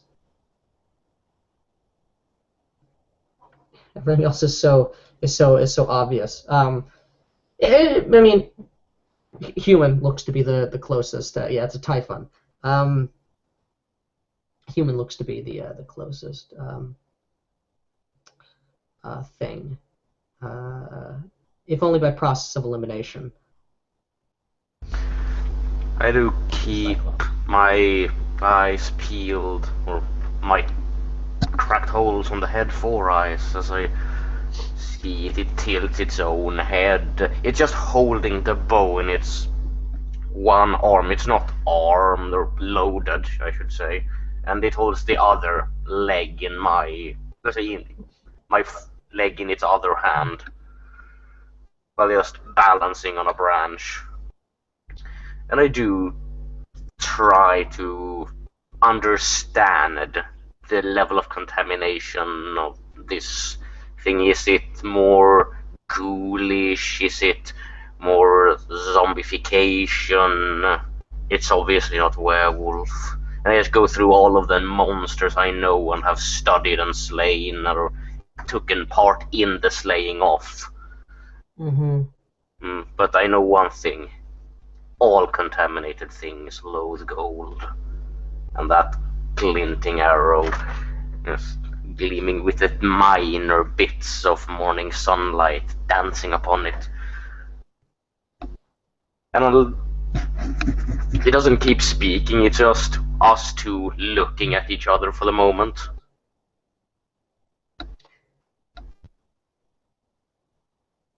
Do you remember your dance?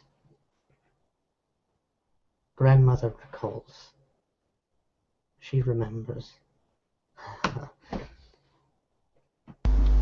how many times have you two danced? Will again. And he runs his hand upon his side up the leg. Do you like what she's done with yourself? An improvement, I think.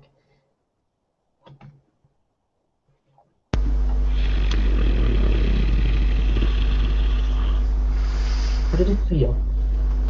Do you feel? Oh. She said, you felt, you feel. Not like normal creatures, but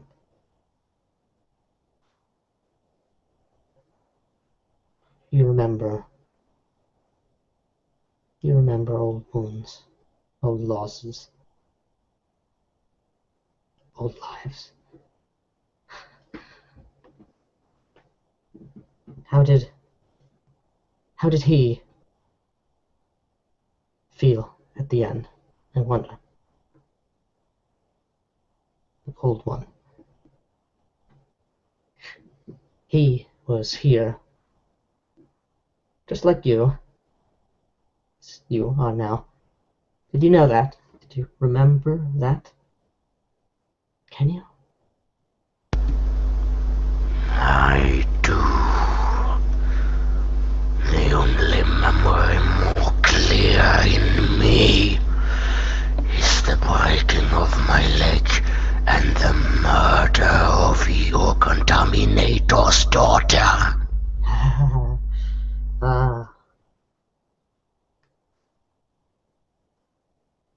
She remembers that too. Don't worry. Others. Have no fear. Grandmother knows. She always knows. She doesn't forget.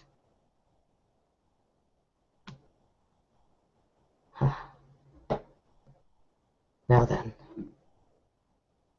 which of us shall lead?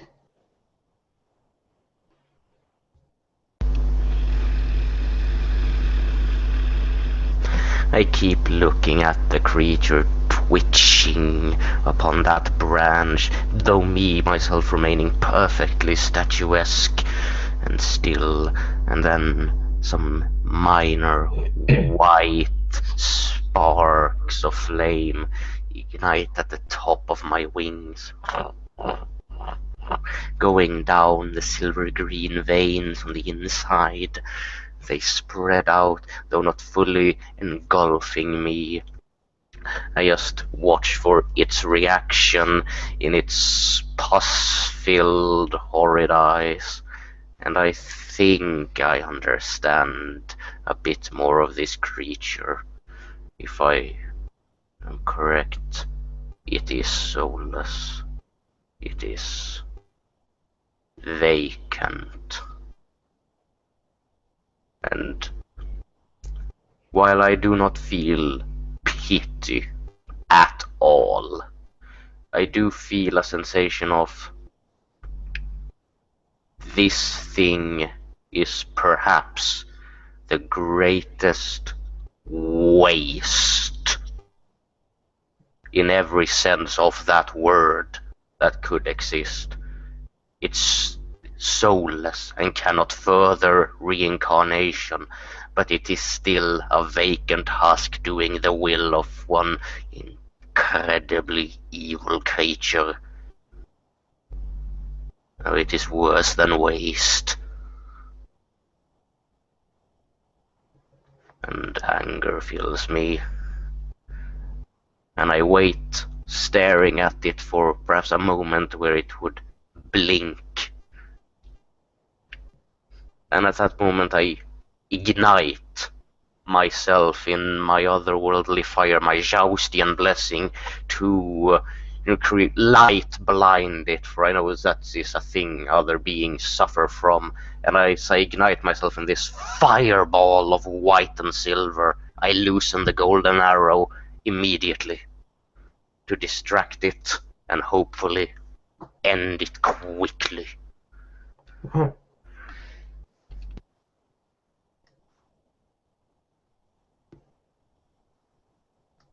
Alright. Roll your attack. Do we do reaction first, or do I roll Well, attack first? I'm gonna say you go first, because it offered who will lead the dance, and it will be you. That is...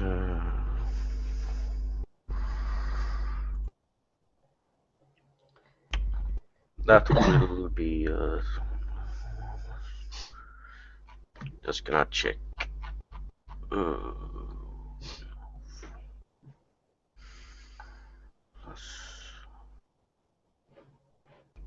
That will be a 14. So, you almost get it. And it does sort of like, shrink back at the illumination you do. But why don't you still describe that nonetheless? It almost hit. So close.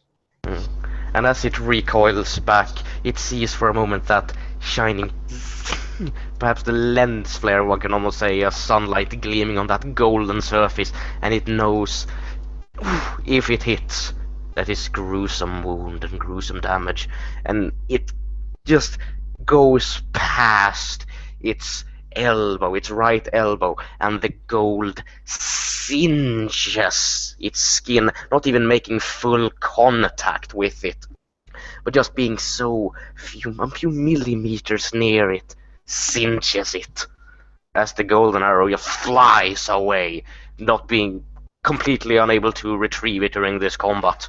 It's gone, and my one golden weapon, my one golden arrowhead is gone. And with that, beast, this thing, this waste, this abominable creature, leaps from its branch upon you, taking out that carved, that disgusting thing, this dismembered and this dismembered limb. Perhaps it wouldn't seem macabre, or even other species would realize what it was, but you do, and it's horrid, it's disgusting, just as we would, imagine someone having a human arm as a weapon, sharpening an exposed bone shard as a thrusting weapon, or some sort of foul blade, something so unwholesome, so disgusting and abhorrent. It brings it down, attempting to strike upon your brow.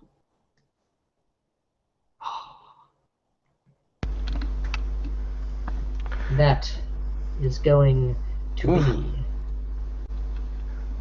15. Plus 8. That is 19 on my evade. Okay. It comes down and strikes with that most repulsive and repugnant of weapons, but I still have some energy in me to utilize my anti-gravitational mysticisms. So with a movement of my wings, flattening them, going horizontal with them, I almost lean back as if I were to fall immediately onto the ground, just plummeting towards it. But before I hit the ground, I am maybe 7 inches above it. I stretch out the wings again, and I am hovering like 7 inches above the ground, lying entirely horizontally with the wings stretched out, and then I press forward, and what would almost be like a kick flip or something else, going down and then immediately jumping back up. Something that my species would be utterly impossible if not with the wings. And I leap forward from the ground. Okay, go for it.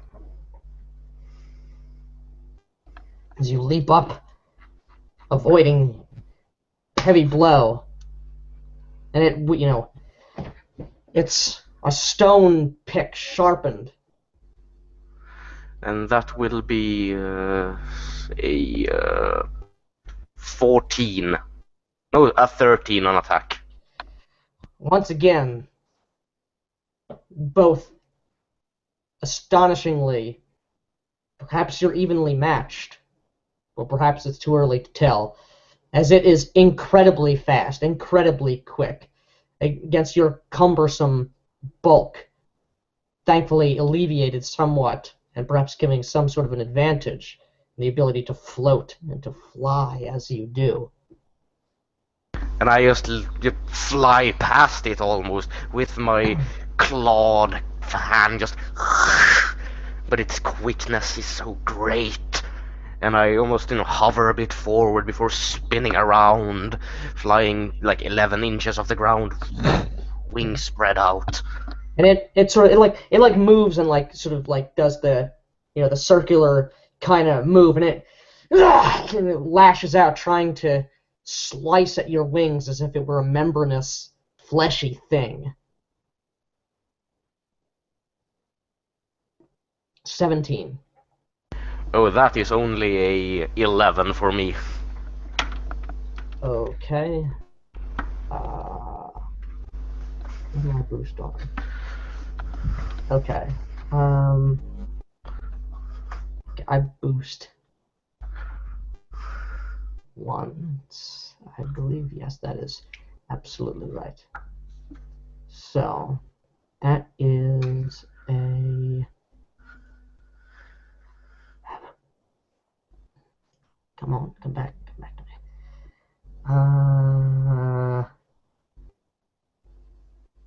No, I won't calculate that because I don't know what your armor rating is at the moment. 5. So that, okay, that is going to be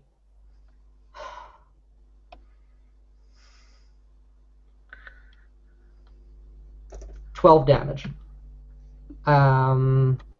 And 4 armor surpass. Damn.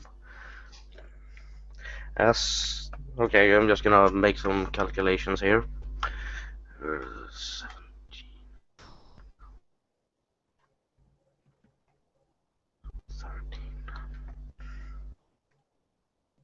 Okay. Oof. As I leave myself open with that slash, it smashes a gruesome attack upon me.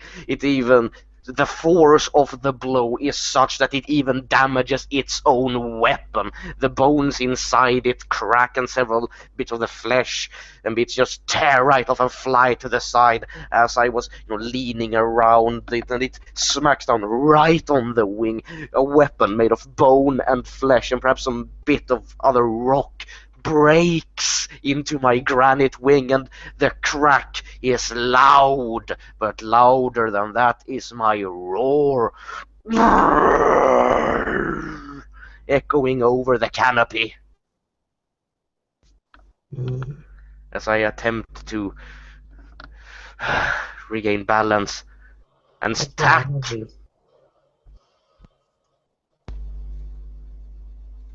Okay. Ooh, that is poor.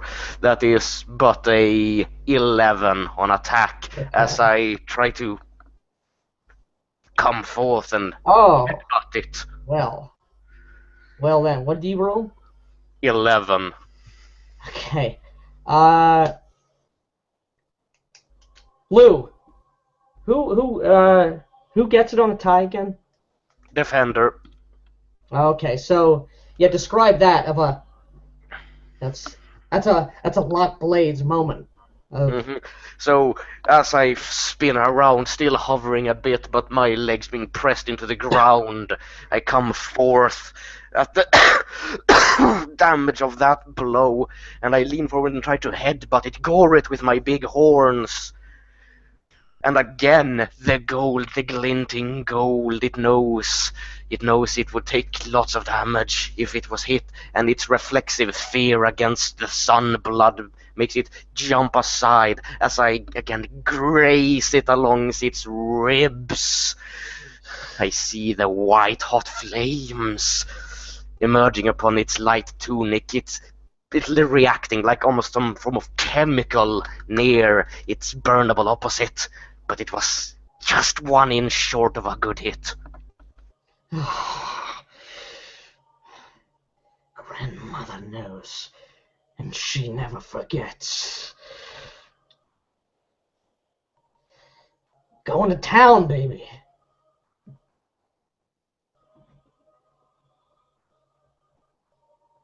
That's a 10 on my evade. That's an 18. You got a 10? Like I get once. That's another same. I same got deal. a 10. Same damage. Yeah. Ooh. Unless did something happen where my was my weapon damaged somehow? Nah, that was just me Oh, set pressing. It's fine. So its weapon now being reduced a bit by smashing so hard upon sheer granite surface. It is broken a bit, but a jutting bone is there. It is visible, and it comes forth and tries to almost stab me with it. But such is the strength of this contaminated creature that such an option is actually possible against me. And as I float up, perhaps to come and slash at it with my claws or might smack it with my wings, I left myself open again to the incredible speed of this creature. And it just comes forth with that jutting leg with a sharp piece of bone and yet smacks it right into my chest area. And again, it cracks, a green substance visible upon my chest area. As I plummet to the ground, just the force of this incredibly strong monster lunging me, just smacking me into a tree. It lifts me off the ground, and I just crash into two saplings, breaking them off, and then landing on the foot of an oak with the back of my head. A chunk flies off, and one of my horns breaks off the impact.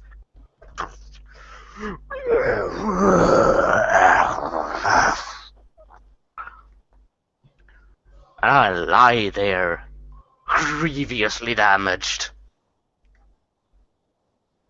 It with a scowl kicks away that broken golden horn as you lay upon the ground like when your wings broken, battered, and it lunges at you, perhaps amazing that it could even do such a thing. It holds now this shattered, even more shattered leg upon you, not to strike, but it holds it up against your throat, choking, a creature of stone, impossible as it is, and it pushes with an incredible strength to it. Its unwholesome veins, and you can see looking up. You're looking up into the sun. The sun, it's day. But in this place, in this dense forest, the sun's rays do not touch. But for little glimpses, little moments, half seconds of illumination, it presses in. And it glares at you with those eyes, which as it gets close, they seem to smolder with, some, like a bellows were being pumping air into them, igniting slightly. No pupils, no natural eyes of a normal creature, even for you. Don't worry. You'll be a good little boy. I'm done with you. You'll see. And it grasps at where that broken piece of your head is, where that horn once was, this wonderful golden horn. It attempts to lock lips with you.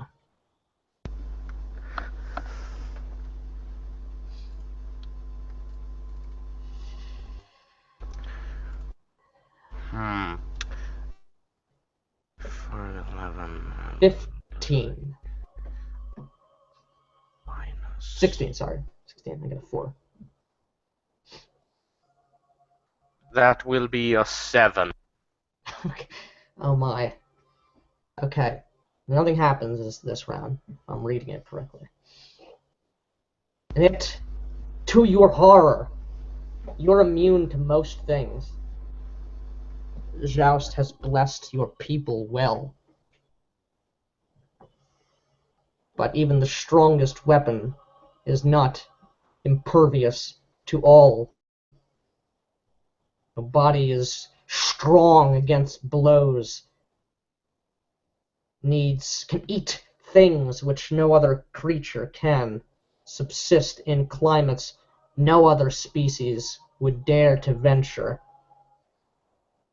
Even the hulking form of your heavy body can be, with the blessing of the goddess, be alleviated, as your mighty wings have attested. But you still have a soul. And it latches its lips upon yours, even like, tearing apart its own lips, ripping them as if kissing a statue, wildly, with hunger, with great hunger, as it begins to breathe in, to suck with an almost gale force, reverse, rather than blowing outward, and rather than first the air is sucked out of your lungs to breathe, speak that gravelly voice, and then something deeper, something deep, deep. Your soul, yourself, that thing which is eternal through many lives, through many aeons and cycles. You can feel it being removed, even though it's locked in like stone, for you are stone. You can feel the bindings begin to shudder and to buckle and break, and you feel yourself slipping away. And great fear enter me, the greatest fear I have ever felt. But I feel something else as it begins to unholster, unchain the grip my rocky form has upon my soul. I feel another thing.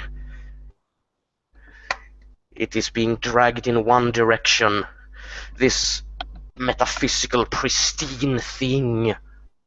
But something else moves within it. And with my weakened strength, my greatly weakened strength, I grab onto its shoulders with my heavy arms. And then I lay them over, almost as if I was bizarrely hugging him, and I'm locking my claws upon my other arms, try to grab a hold of them as hard as I can, for I feel a great pain in my chest, and I know what is upon me. And the crack is loud, an enormous snapping of stone and rock, and sparks and flechettes of granite launches out.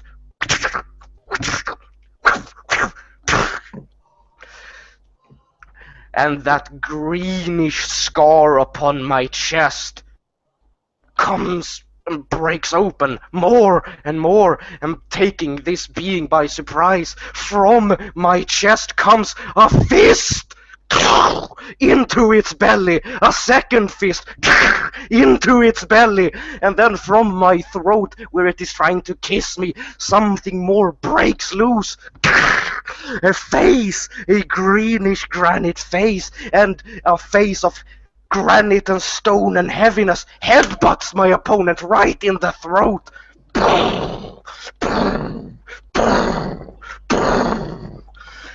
As my arms around him gains extra weight, as Teholix ceases, they becoming dead weight upon him, as another form coming from me, as if I was a morbid cicada shell in humanoid shape.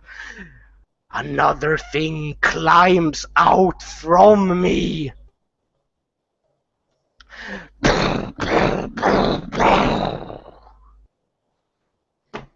and it shrieks, and it howls in agony and absolute surprise and pain, and then fear itself.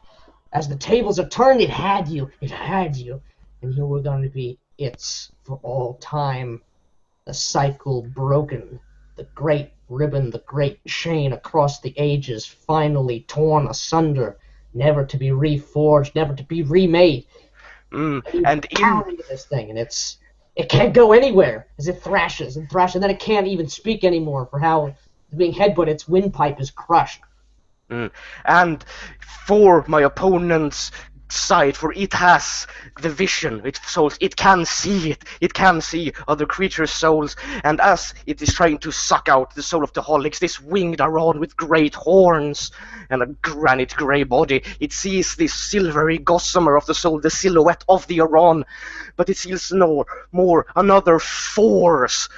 It's like there is a vacuum in this greenish stone creature clawing itself out of the Aran's chest. A vacuum, a tiny pinprick hole in the universe where cascading silvery soul stuff is drained to like a waterfall, and it fills and it fills and it fills and it fills, and then there is a metaphysical snap, a breaking in half, as it witness the Aran soul split in two.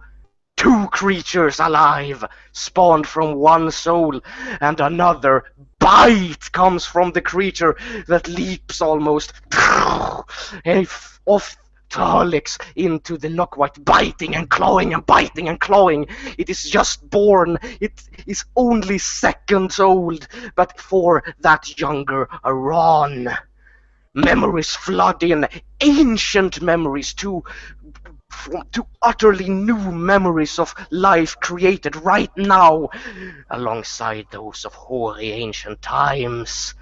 And it punches again and attacks.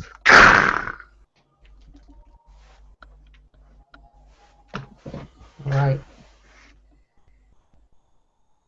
This that you strike this thing one final time with such force, already pounding and pounding and pounding until Tolix's arms snap off like a broken statue as this thing goes flying, battered, hideous, oily ichor spewing forth down your face and steaming, causing the already dead leaves to curdle and shrivel as if exposed to something even in death. This life repels and is repulsed from. And stands 5'6" in height, this thin, really thin, almost skeletal-esque statue of some humanoid shape with great green veins intermixed with black granite. It stands upon its creator's corpse, and it is a white bonfire of magnitude, and even the greenish tints on this creature's skin or composition adds extra hints and nuances to the white flame growing tall and high as it stands. Its greenish eyes, for this thing has eyes, look upon the contaminated creature, and it roars in newborn rage as I attempt to intimidate it. right.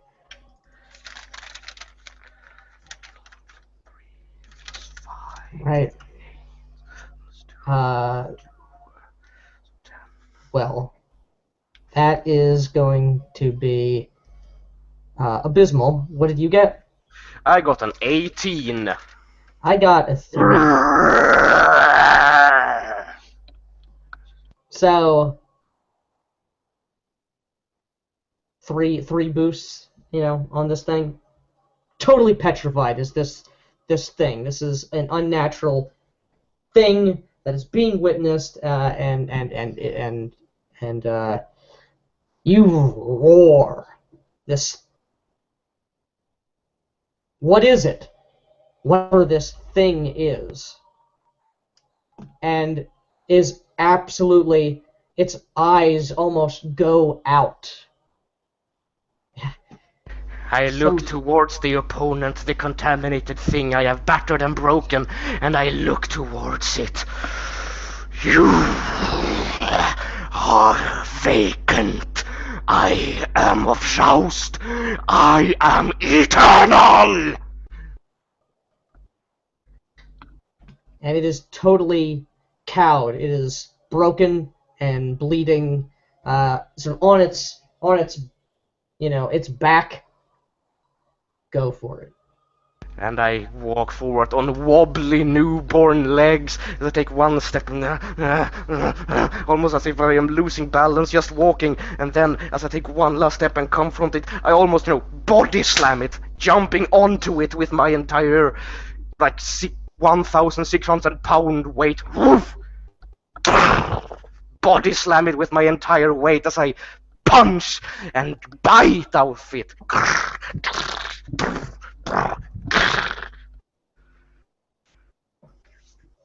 And it is gone.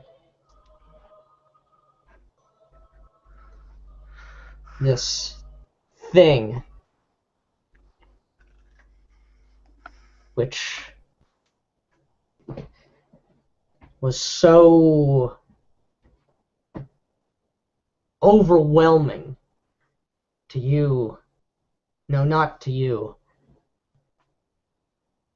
to Tolix, was now gone, but lives once more. Same soul, but a new body, a new mind, a new personality, a new name. You tear into this thing with the rage, almost unthinking, frenzying, this moments, literal moments after your birth, your creation.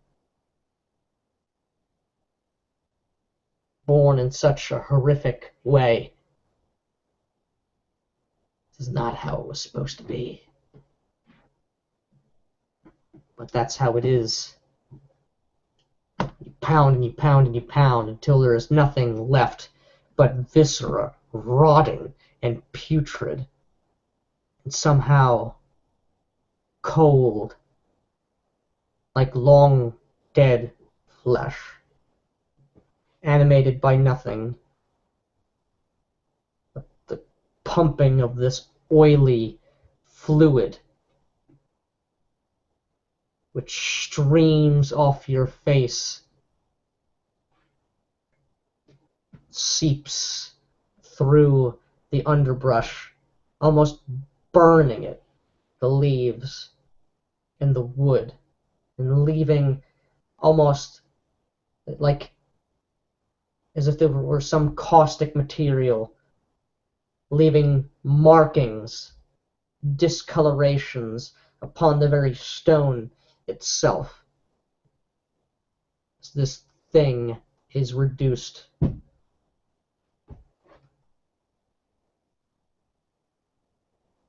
to that which it is.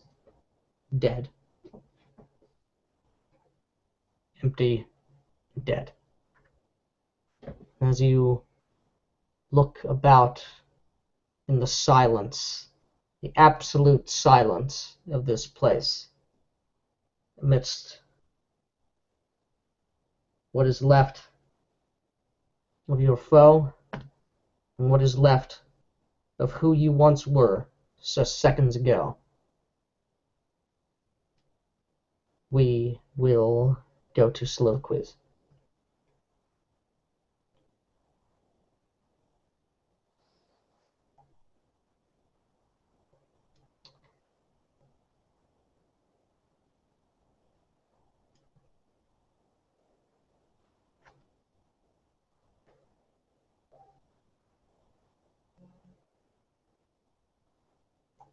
Hang on. That's not what I wanted.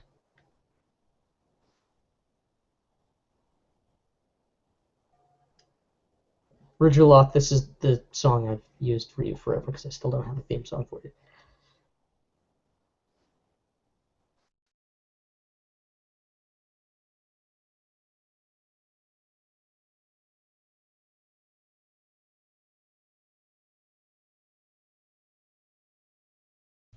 Hello?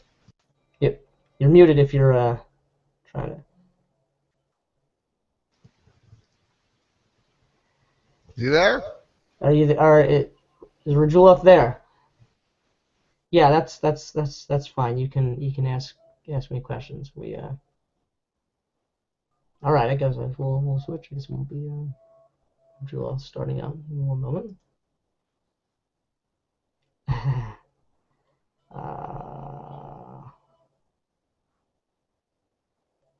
Asvog, we're gonna go to you if that's all right.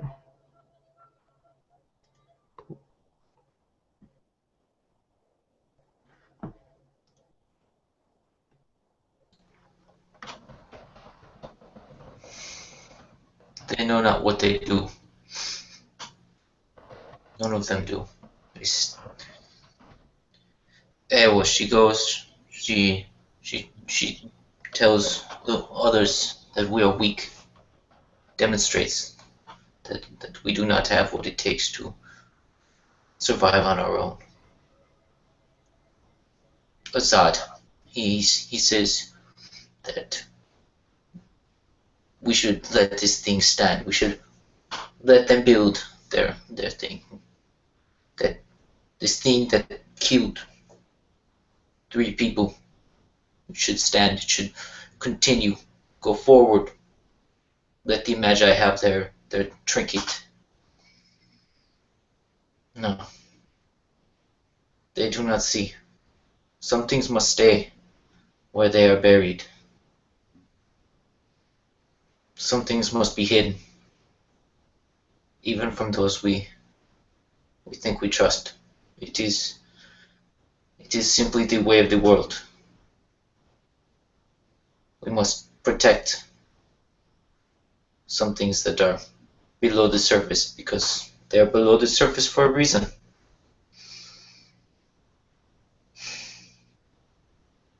I only hope that dredging these things up will not do too much to harm us. Bringing the past back, it is good for no one. We must go to the future.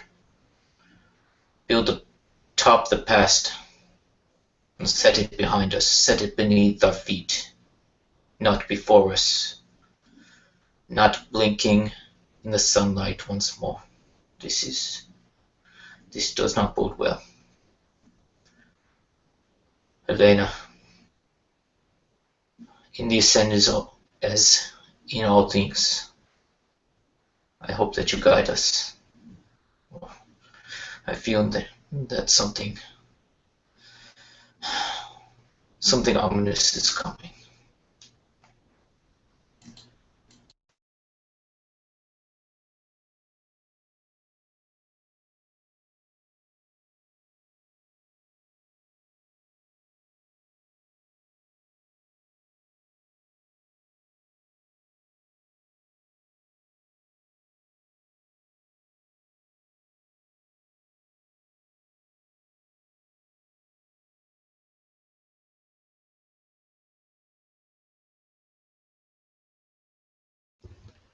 Ah, Ognet Venusta, a gem amongst a crowd of rubble, of dirty faces. A sight of which I had thought never to see here in these lands.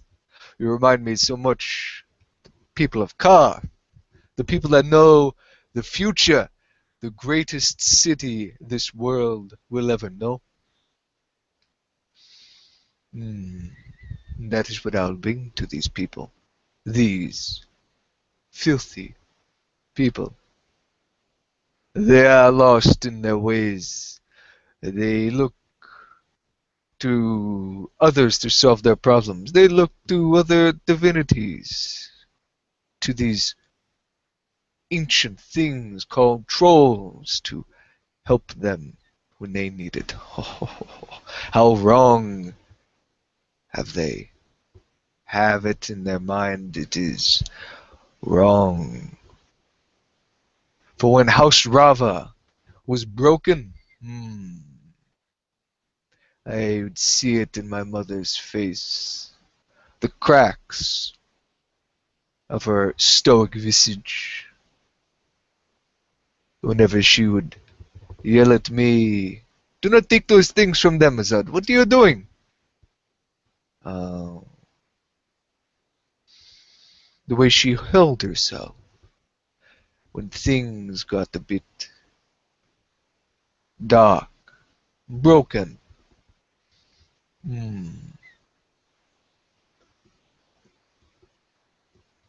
We made the right decision in turning towards he who does help. Yes. I wonder what Tanum Realm is up to. He has been quiet. They sicken me. To think you created such a thing, such a horrific beast. Speaks with secrets that is so close to you. So close to you. My lord.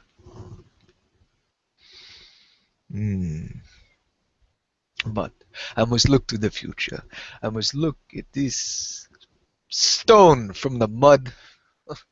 Whatever these strange occultists have in plan for it, I will find out. I'll find what I can. I'll get as close as I can. Well, perhaps not myself, but I will know.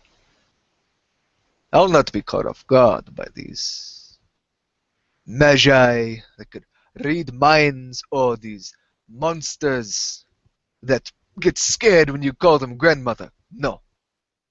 No. I will not be caught unaware of brooding sirens that come from the seas looking for blood. No. I'll have iron. I'll have weapons. I'll have walls. I will have gold. I will have the blessing of my Lord. And I will have my wife. Nelly, there is not a day that passes by. I do not think of us. Why can't there be more like us? More Dawan like us? To go, to have ambition, to go to other lands, to not stay in that city. No.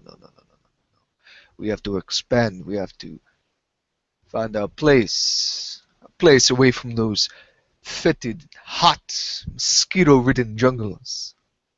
Those great plains, those mighty plateaus. No! That is not where our people should reside. You have given us a gift. You have birthed us shy. But in the future, we deserve much more than trees and leaves and dirt. No. We deserve something higher. That which looms in the sky and gives light. That which is glorious. That is what we are.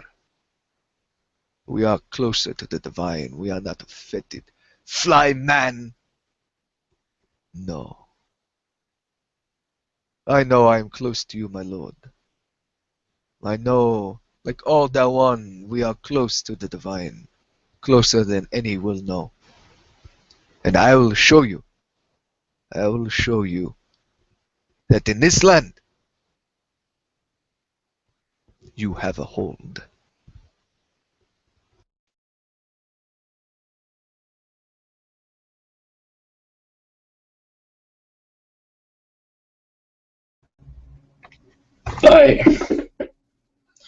I remember so little ago. With a soul Uktopia, a right red mountain of a man. He greeted me with ale. He said, "You teach me a technique. You teach me a technique." He was learning well. You teach me a technique. I'll learn the ways of the rock. We'll work together, he said. He always greeted me with ale. I barely even pay ale for myself. I basically only eat well and beyond on the day of Bacchus, for it would be unwise not to do so. You don't want to anger the gods. But he always came to me and he gave me ale, and he said, "Oh, we're gonna work together." He said, "We're gonna work together." Have you ever came out of there? He wouldn't have been able to walk. I want to think that I would have greeted him with ale had he come out of there. Maybe not to work with me as he would have otherwise, but some things are beyond a good deal. There's a friendship. There's people that we are gonna miss. Taking these giant monoliths out of the earth, no, Tundrak was wrong. This is not an art piece. There was something underneath that bog. There was something, not a natural construct. Oh no, I can recognize something built when I see it, and there was something built underneath that. No, there was something built.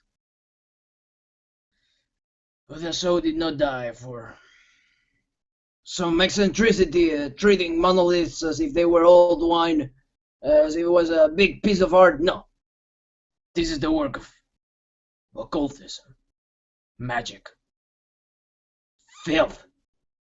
The orcs have me doing their filth, and my pride is wounded.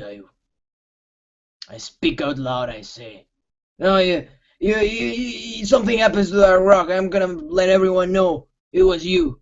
Maybe it won't be her. Maybe next rock they'll just have something happen to it. This filth. I'll never forgive them.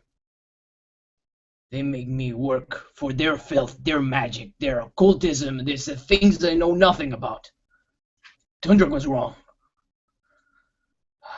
Maybe I should speak with Lord Thruk Ersudnensalor. He warned me I was too stupid and deaf and prideful to hear. That elder, he warned me. He was different than Tufuli and Tufoli. These orcs are doing some magic. They're defiling your name. You spread your name for this work. People are gonna know your name. They're gonna be happy about it. How are you gonna feel when you realize this is some filth of the orcs? They used you for it. I was stupid, I was prideful, and I was deaf. No, I'm not. I don't want my name to be mixed with this. I know what I will do. No. I'm afraid. She was right. Just let the rocks be back on their holes. What would be of me then, though? No. No, I clean my brow again. No, not from the physical labor, but from the worry and the thoughts that plague my mind, the contradictions, the stress of thought.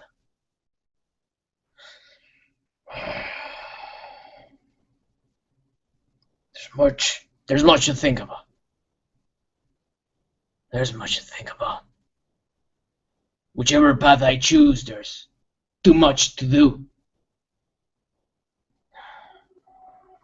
In a way, we dug the people out, but in a way, it feels like I am the one being sucked in by the bog. Sucked in by that muck. To mysteries, filth, unknown to me.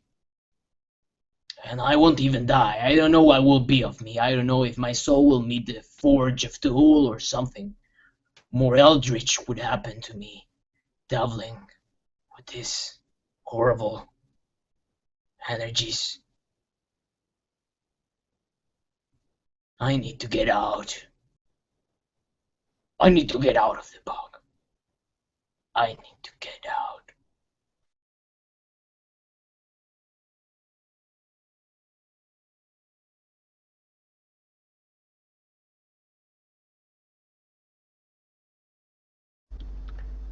I stand drenched in tainted blood, burning white and with tints of green. I am ravenous. I am hungry like never before. And still memories cascade in my mind. The first tombstone, the grave robber strangled first, the first flight of Taholix, and the death of Taholix. I turn around, my ghostly eyes are lit with greenish flame, and I see Taholix, the soul that spawned me. It looks at me, not vapid like other ghosts. No, full remembrance and consciousness is in Taholix. It looks at me and I look at it, and as the memories keep washing on me like a river, but I am a great cliff in that river, withstanding it as it floods around me. I walk up towards Taholix. It is silent, as I. We simply look at each other for close to hours. 2 hours go by.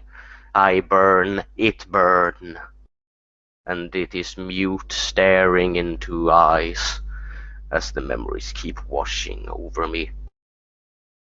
I see Ginugak as it talks and speaks with orcs. I see Glot flying over the endless plains of Raquali, hunting with Xian. And broken from this reverie I am, as I look up and we see both me and Taholix, a descending form greater than both of us. It is gargoyle-esque, it is housed in her own image.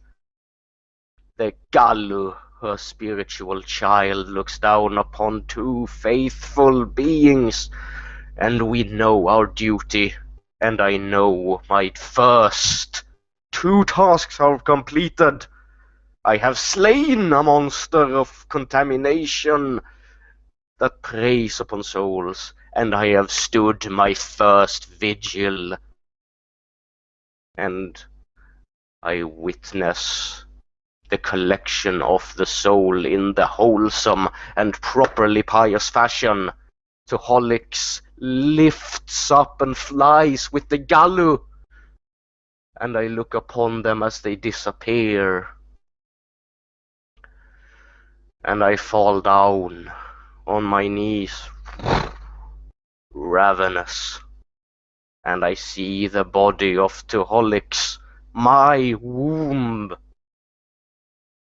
and I take the granite and I consume it, and I continue to break the rocks and eat it until the only thing left are 2 golden horns. I take Taholix's great iron belt, clasp it around me.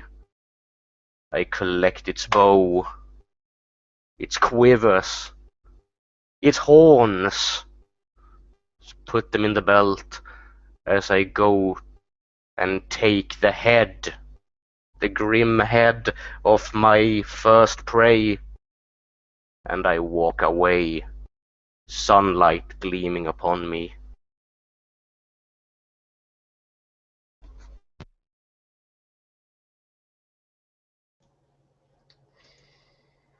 Thank you everyone for watching. We'll see you next time.